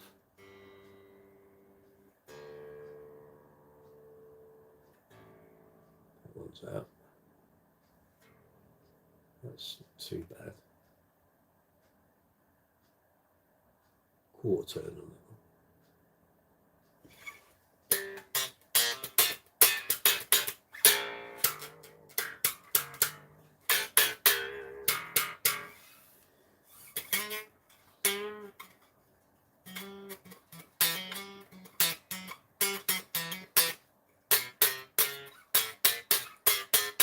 Action needs adjusting. In fact, probably the truss rod needs a little tweak, to be fair.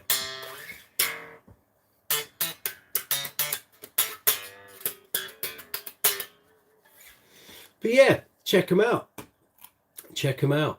There isn't a whole lot about them, although they do pop up quite regularly on eBay and various bass forums. People sell them because although they were reasonably expensive when they came out, anything between £600 to £1,000, they dropped in price when Ashdown had loads of amplifiers and loads of these basses running through Reverb, which is not the Reverb you know now as an auction site.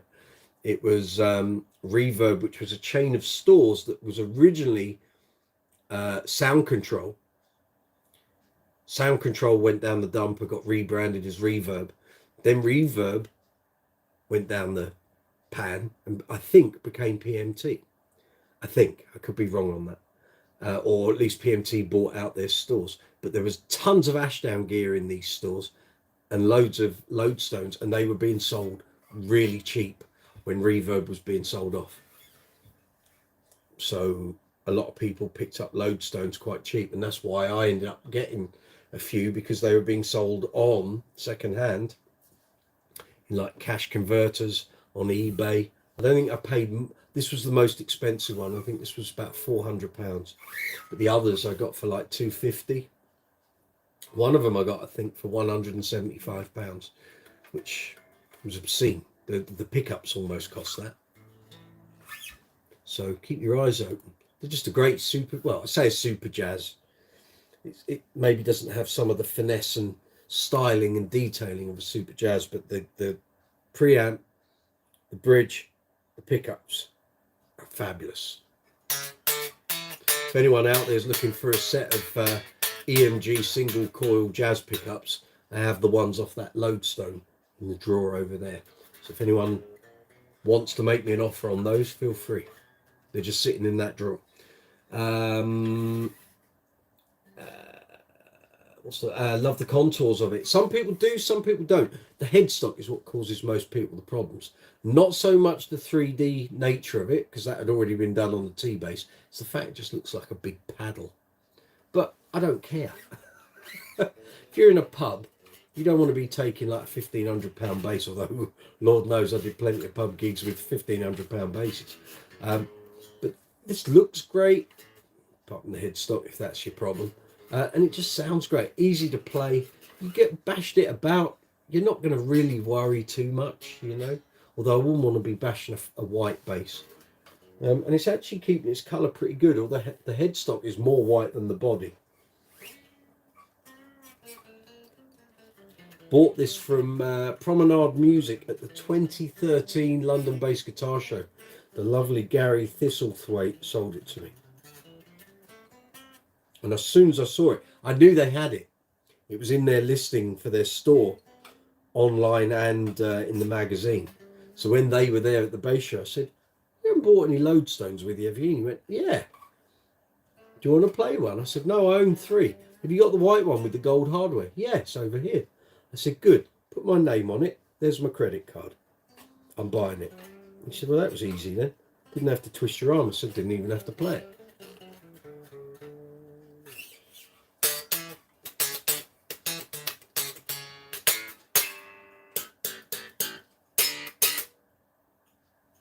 Something weird going on with that string.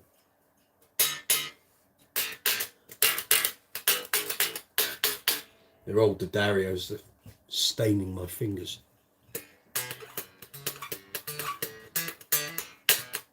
Something's happened to that string. Definitely has. Something's happened to the core. It's all baggy.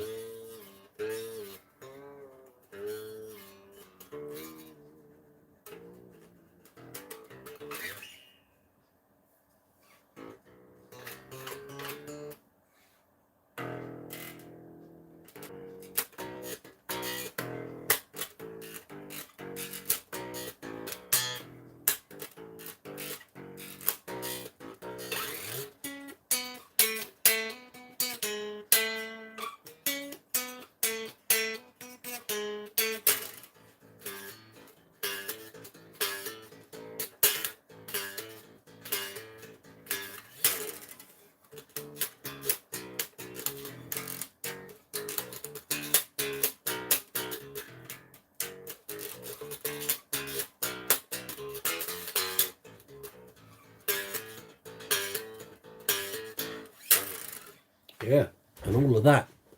Disco hits. Did I hear you mention in a previous live chat, this is Keith, that you have or had a Fender Precision Light? Yeah, it's right over here. You're referring probably to a live chat, but also my bass collection video, Keith. Yeah, I've got the Fender Precision Light here.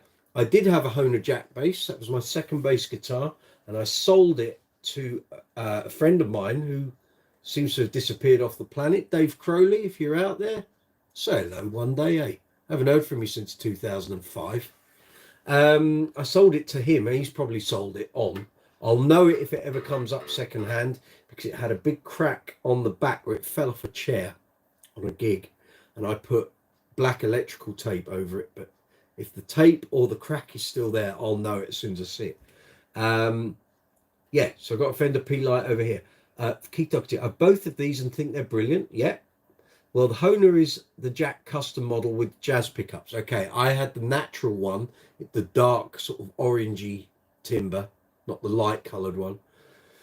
And I had the Select EMG humbuckers. So it was a 1988 model, active and passive. Do you think the London Bass Show will return? No, I don't. I'll tell you why, Harry Poppins. I can tell you exactly why. So the London Bass Show started when Bass Guitar magazine was with Oyster House Publishing. Oyster House Publishing went bust. The title then got bought out by Blaze Publishing. Blaze Publishing wanted to carry on doing all the shows that were tied into the magazines. They did a really good job of it. The problem towards the end of Blaze's tenure with the mag was they were starting to pay stupid amounts of money to get people to appear at the shows, and it wasn't we couldn't keep doing it at the fees we were paying, which included flights and hotel rooms and appearance fees and this and that and the other. And the problem was, when the magazine then got passed over to Future Publishing, Future were already tied in to do the first show after they took it over. So that was 2017. And I remember some of the chat being, they didn't make much money on it. So by 2018, they were talking about whether they were going to do the 2018 show through the tail end of 2017. And we kept saying, if you can say, yes, you're going to do it, we can get these names. We had great names lined up to do the bass show several times. And whether it was Blaze or Future, every time, and I'm not having a go at them here, it's just business, they dragged their feet. And at one possibility, we could have had Larry Graham, Nathan East, Marcus Miller, and probably Stanley Clark on the same bill. And they left it too late. And by the time they went, right, we can get who you want now, all those people were booked up elsewhere. They couldn't do it. So when we rattled round to London 2019, which by that point was the combined guitar and bass thing, again, Future trying to save a few bob. I don't know what they made, and I think generally it was seen as a loss, big time. So at the end of 2019, going into 2020, before we even got to COVID, I remember hearing we're probably not going to do another London bass show, whether it was combined with guitar or not. And then lo and behold, we've come out of COVID and it's not happened. The magazine now doesn't exist, and without the magazine, and don't tell me the website, it's, sorry, it sounded a bit aggressive. Please don't say to me that the website is a passable alternative for the published magazine. It's not anything like we used to have. And without the mag to hang the show off, it's very difficult, because the two went in tandem. Okay, look, there's always been guitar shows and bass shows that weren't tied to magazines, but it's very hard to make it work without the two things being successful with each other. So a good thing about the shows was that we managed to tie up, or I did, managed to tie up loads of my review work for the next 12 months while I was at the bass show. We were able to get loads and loads of interviews done with stars that otherwise would have incurred loads of expense for us in terms of travel and food and this and that and the other. We could do it all at the bass show, and it was all done. Those interviews were done, you know, between me and 4 or 5 other people. We would literally get a lion's share of the magazine's interviews for the next 12 months done at that show, as well as everything else. And not having the show as just a bass thing, because I didn't think the 2019 one was that great when we were there. There just weren't enough big name bass players involved in the show in one way or another. That's not denigrating those that were there, you know. John Patitucci, fabulous, but there just weren't big names, and you could tell something had changed.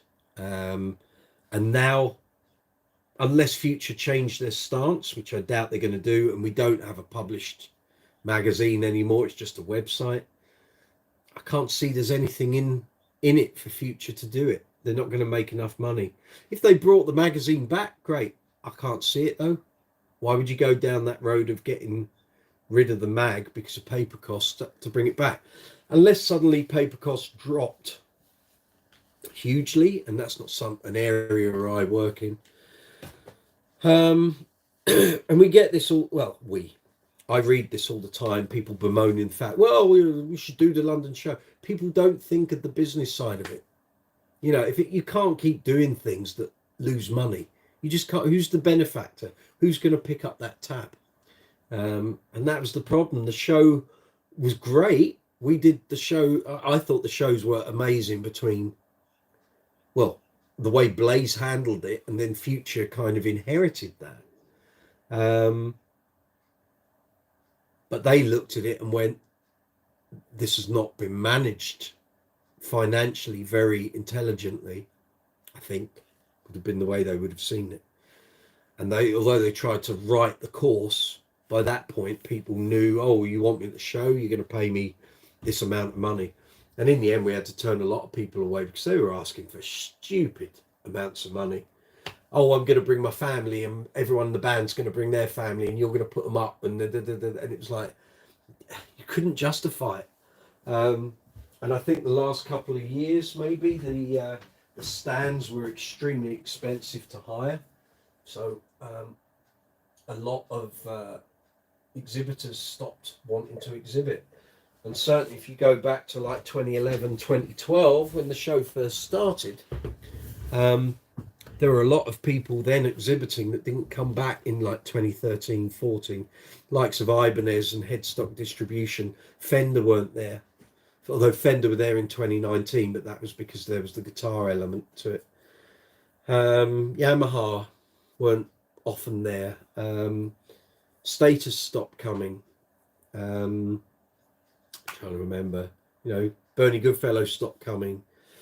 The last one or two, Sims didn't come, and it just became way too expensive. But in order to get the stars there, which then makes people buy the tickets, you had to charge a lot for the stands because that would offset the expense of the stars. So yeah, so simple answer, Harry Poppins, no, I don't think the London Bass Guitar Show will return.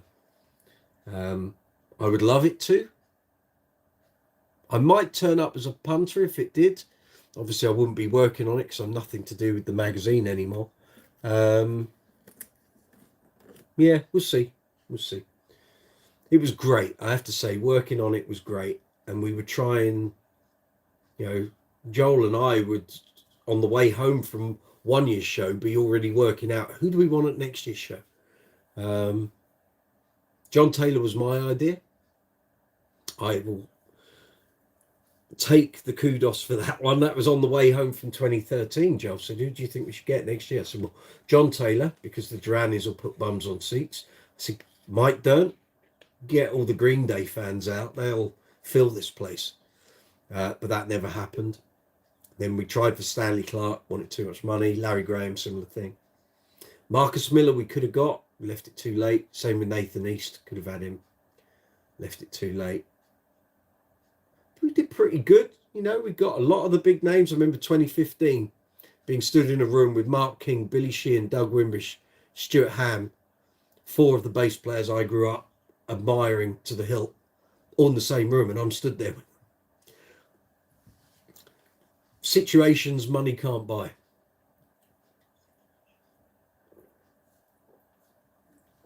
So, you know, it was good while it lasted.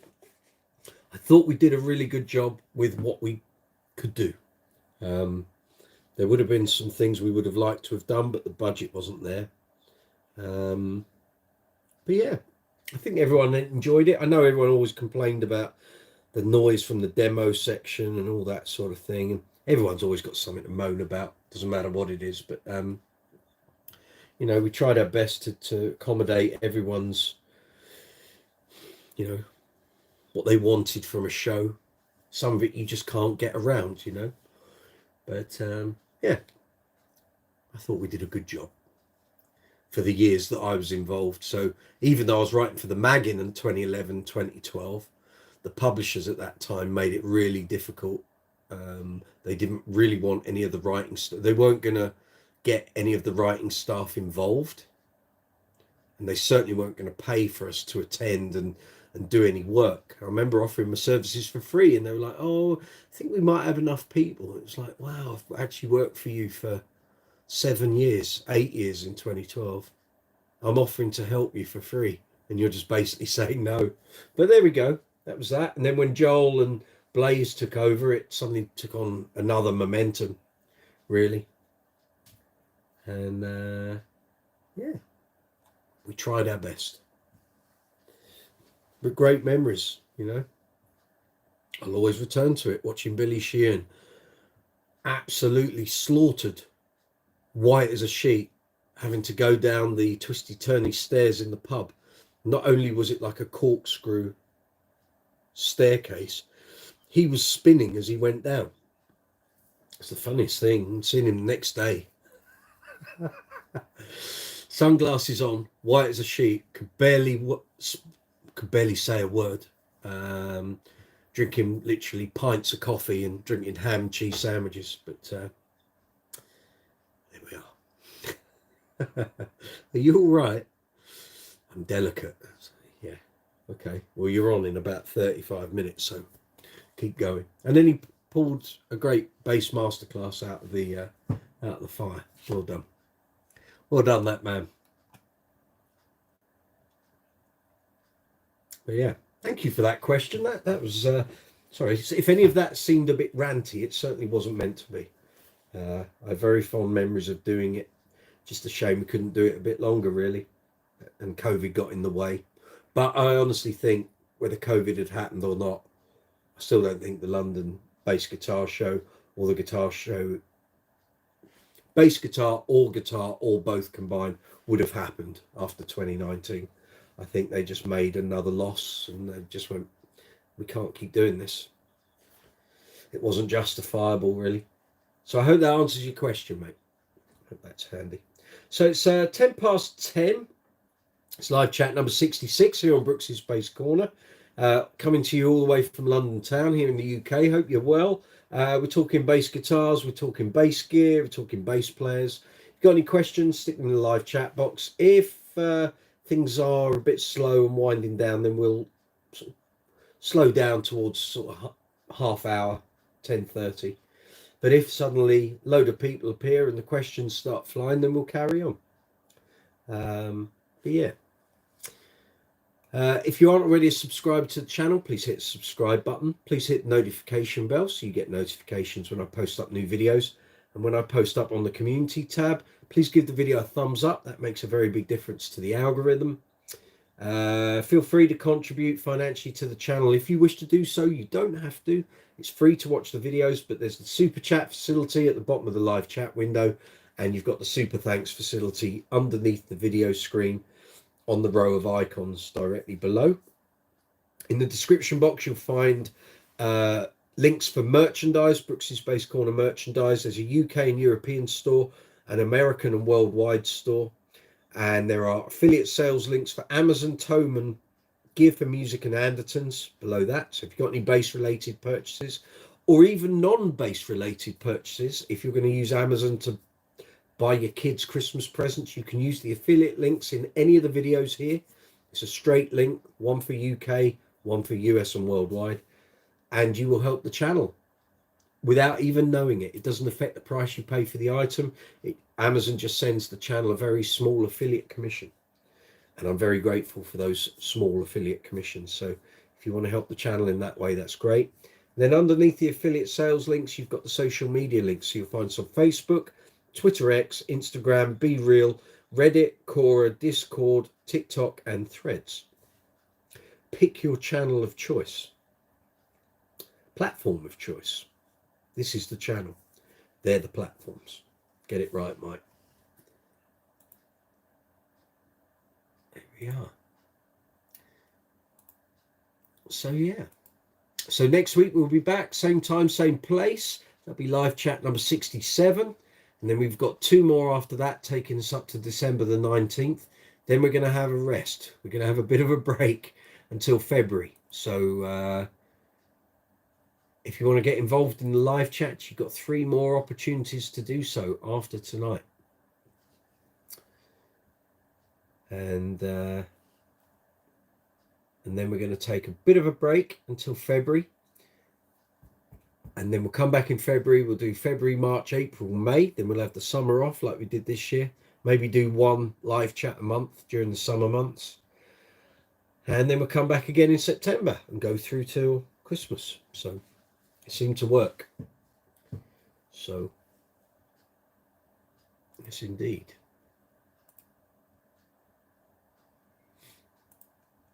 Let's see if we've got any more new subscribers there. Let's see. Nope, we're still on 3,125. Thank you very much to all the new subscribers in the past week. Thank you for all the comments, all the likes, all the interactions. It's all very much appreciated, and I can't do it without you, frankly. Yeah.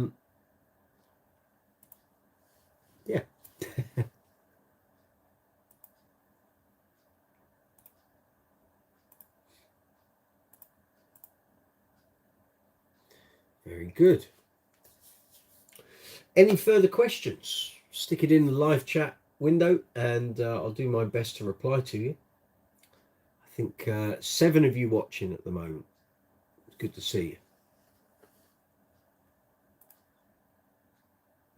Oh dear, Newcastle didn't hold on to their lead.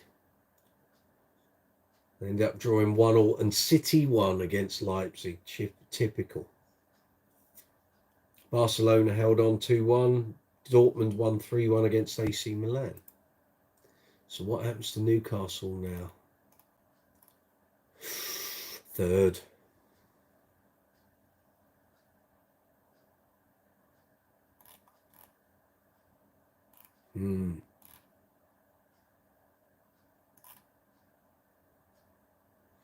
Well, something's gone on in that game by the looks of it.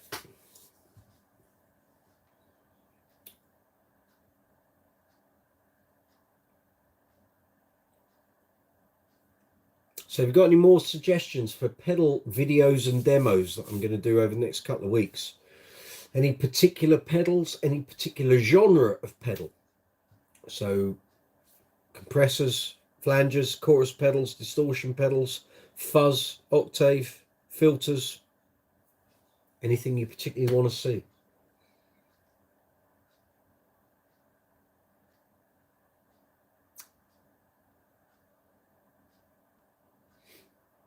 I know someone asked quite a while back, probably about a year ago, to do like explanation videos on a genre like a compressor. What's the theory behind it? What's the practice? How to get the best out of it? I can do some videos like that. They do take a bit of work. It's a fair bit of filming and editing. And I said I would try and have a stab, but I just haven't had time to do it so far. Keith Doherty, I've tried the Boss. I can't see the rest of it. Boss GT1B, okay, multi-effects pedal. If so, what's your opinion on it? I haven't tried one. I haven't tried a Boss multi-effects unit for about 10 years. We did have, there was a period where we had a few come through from Boss at the magazine within a couple of months. Like they did upgraded versions of 2 of their bass multi-effects. And I haven't tried one since. But I do have a contact at Boss. Maybe it's something I'll send them a message and see what they say.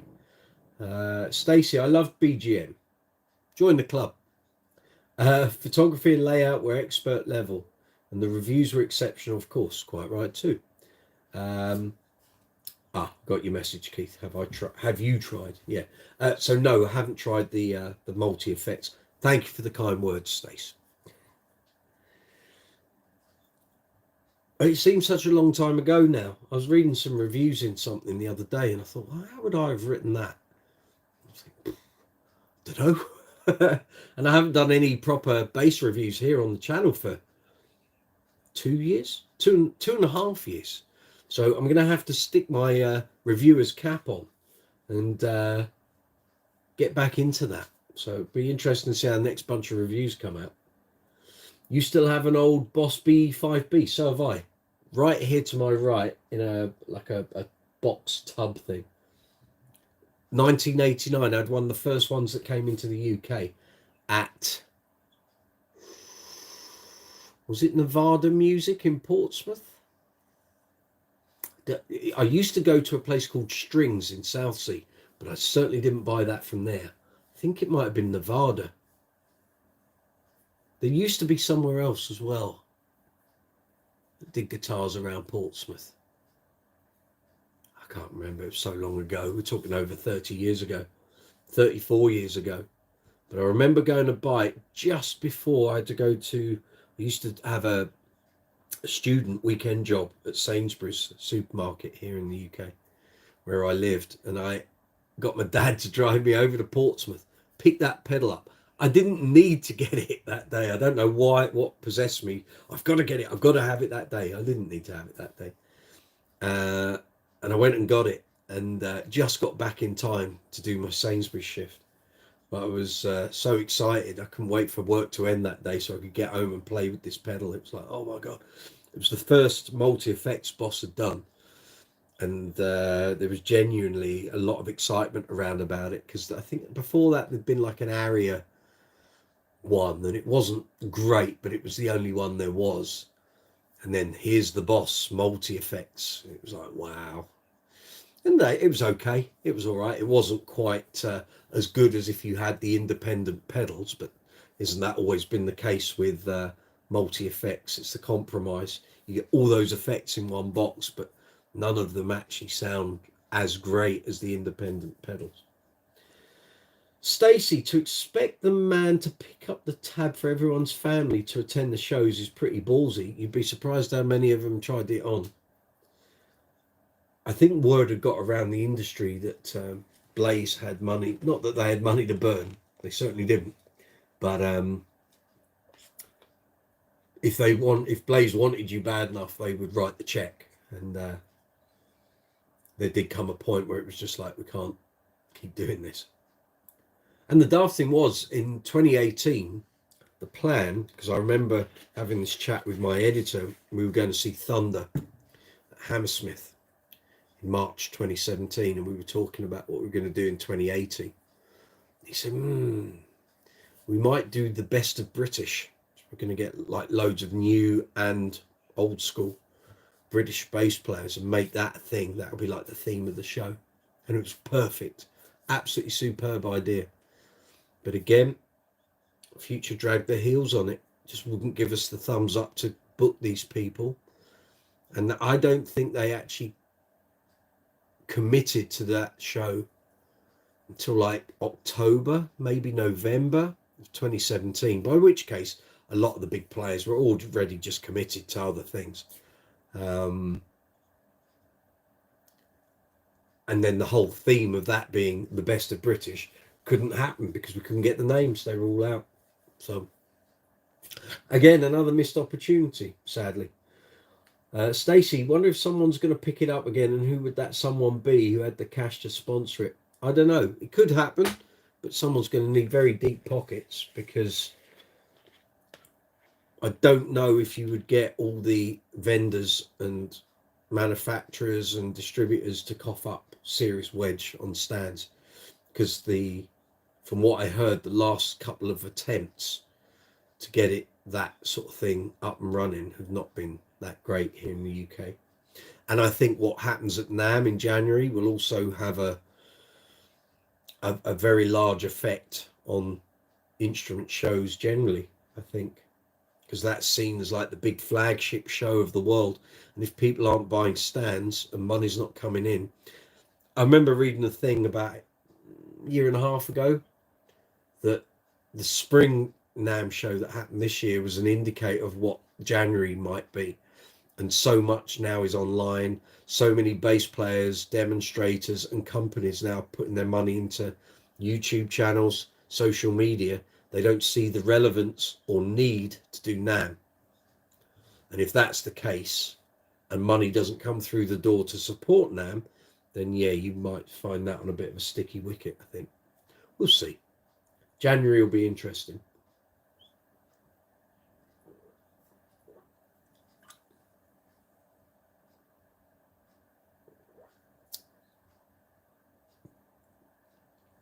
Time will tell.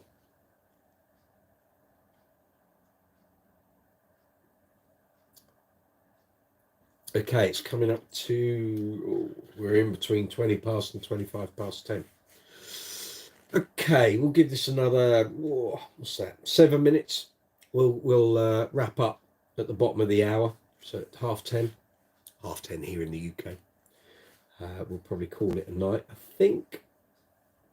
But thank you very much, everyone, for attending. You don't have to sign off yet. We've got another 7 minutes or so. So we'll be back here next week at 8 o'clock. Brooks's Bass Corner, live chat number 67, all the way from London town to you on your desktop or your mobile device. Feel free to watch the videos after the event. So all of the live chats, all 65 previous ones, are stored here on the channel. You can either go to the live section of the channel, or you can go to the playlist section. There is a playlist called Live Chat, and you'll find all the videos. All the previous ones are there. You can still leave comments on them.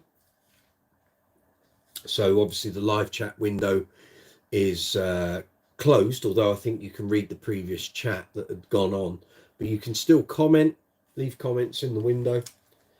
For each of the live chats, you can do that. You can still give the videos thumbs up. That's all good.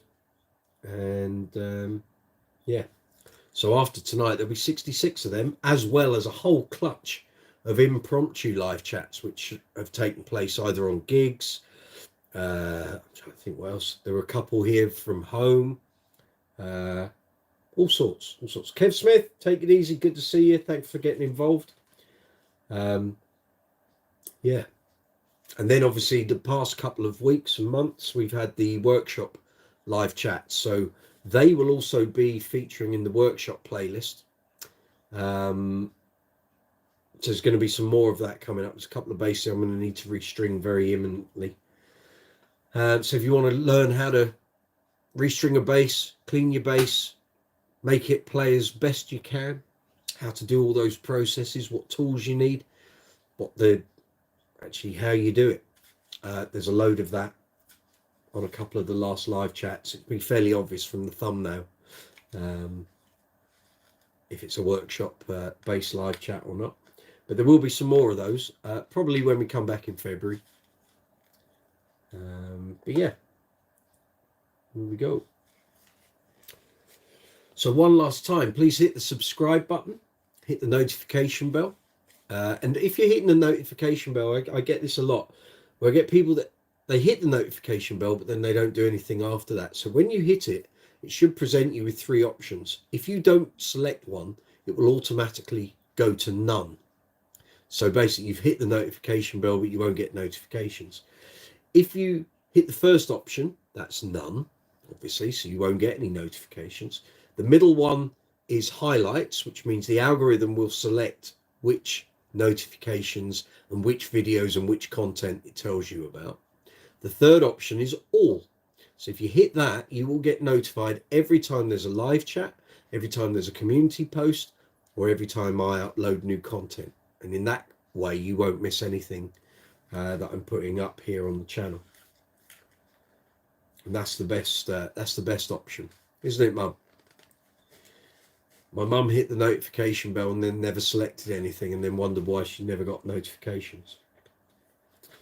If you select all, you get all the notifications. So the clever people who would hit all got the notification last week that I was doing an impromptu live chat when Amazon.co.uk was selling Rotosound strings, or quite a lot of Rotosound strings, at 50% off. So they saved quite a lot of money if they bought quite a few sets.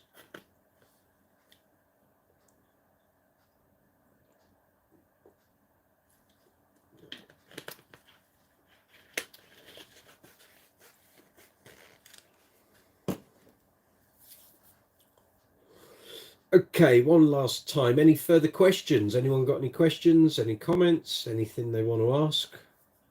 Otherwise, we're going to wrap up tonight's live chat very shortly.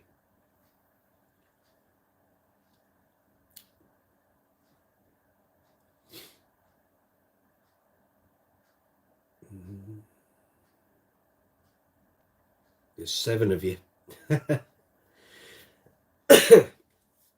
So let me know if there's anything you want to ask. Now's the time. It's like doing an auction. And my bid, $100. Going once.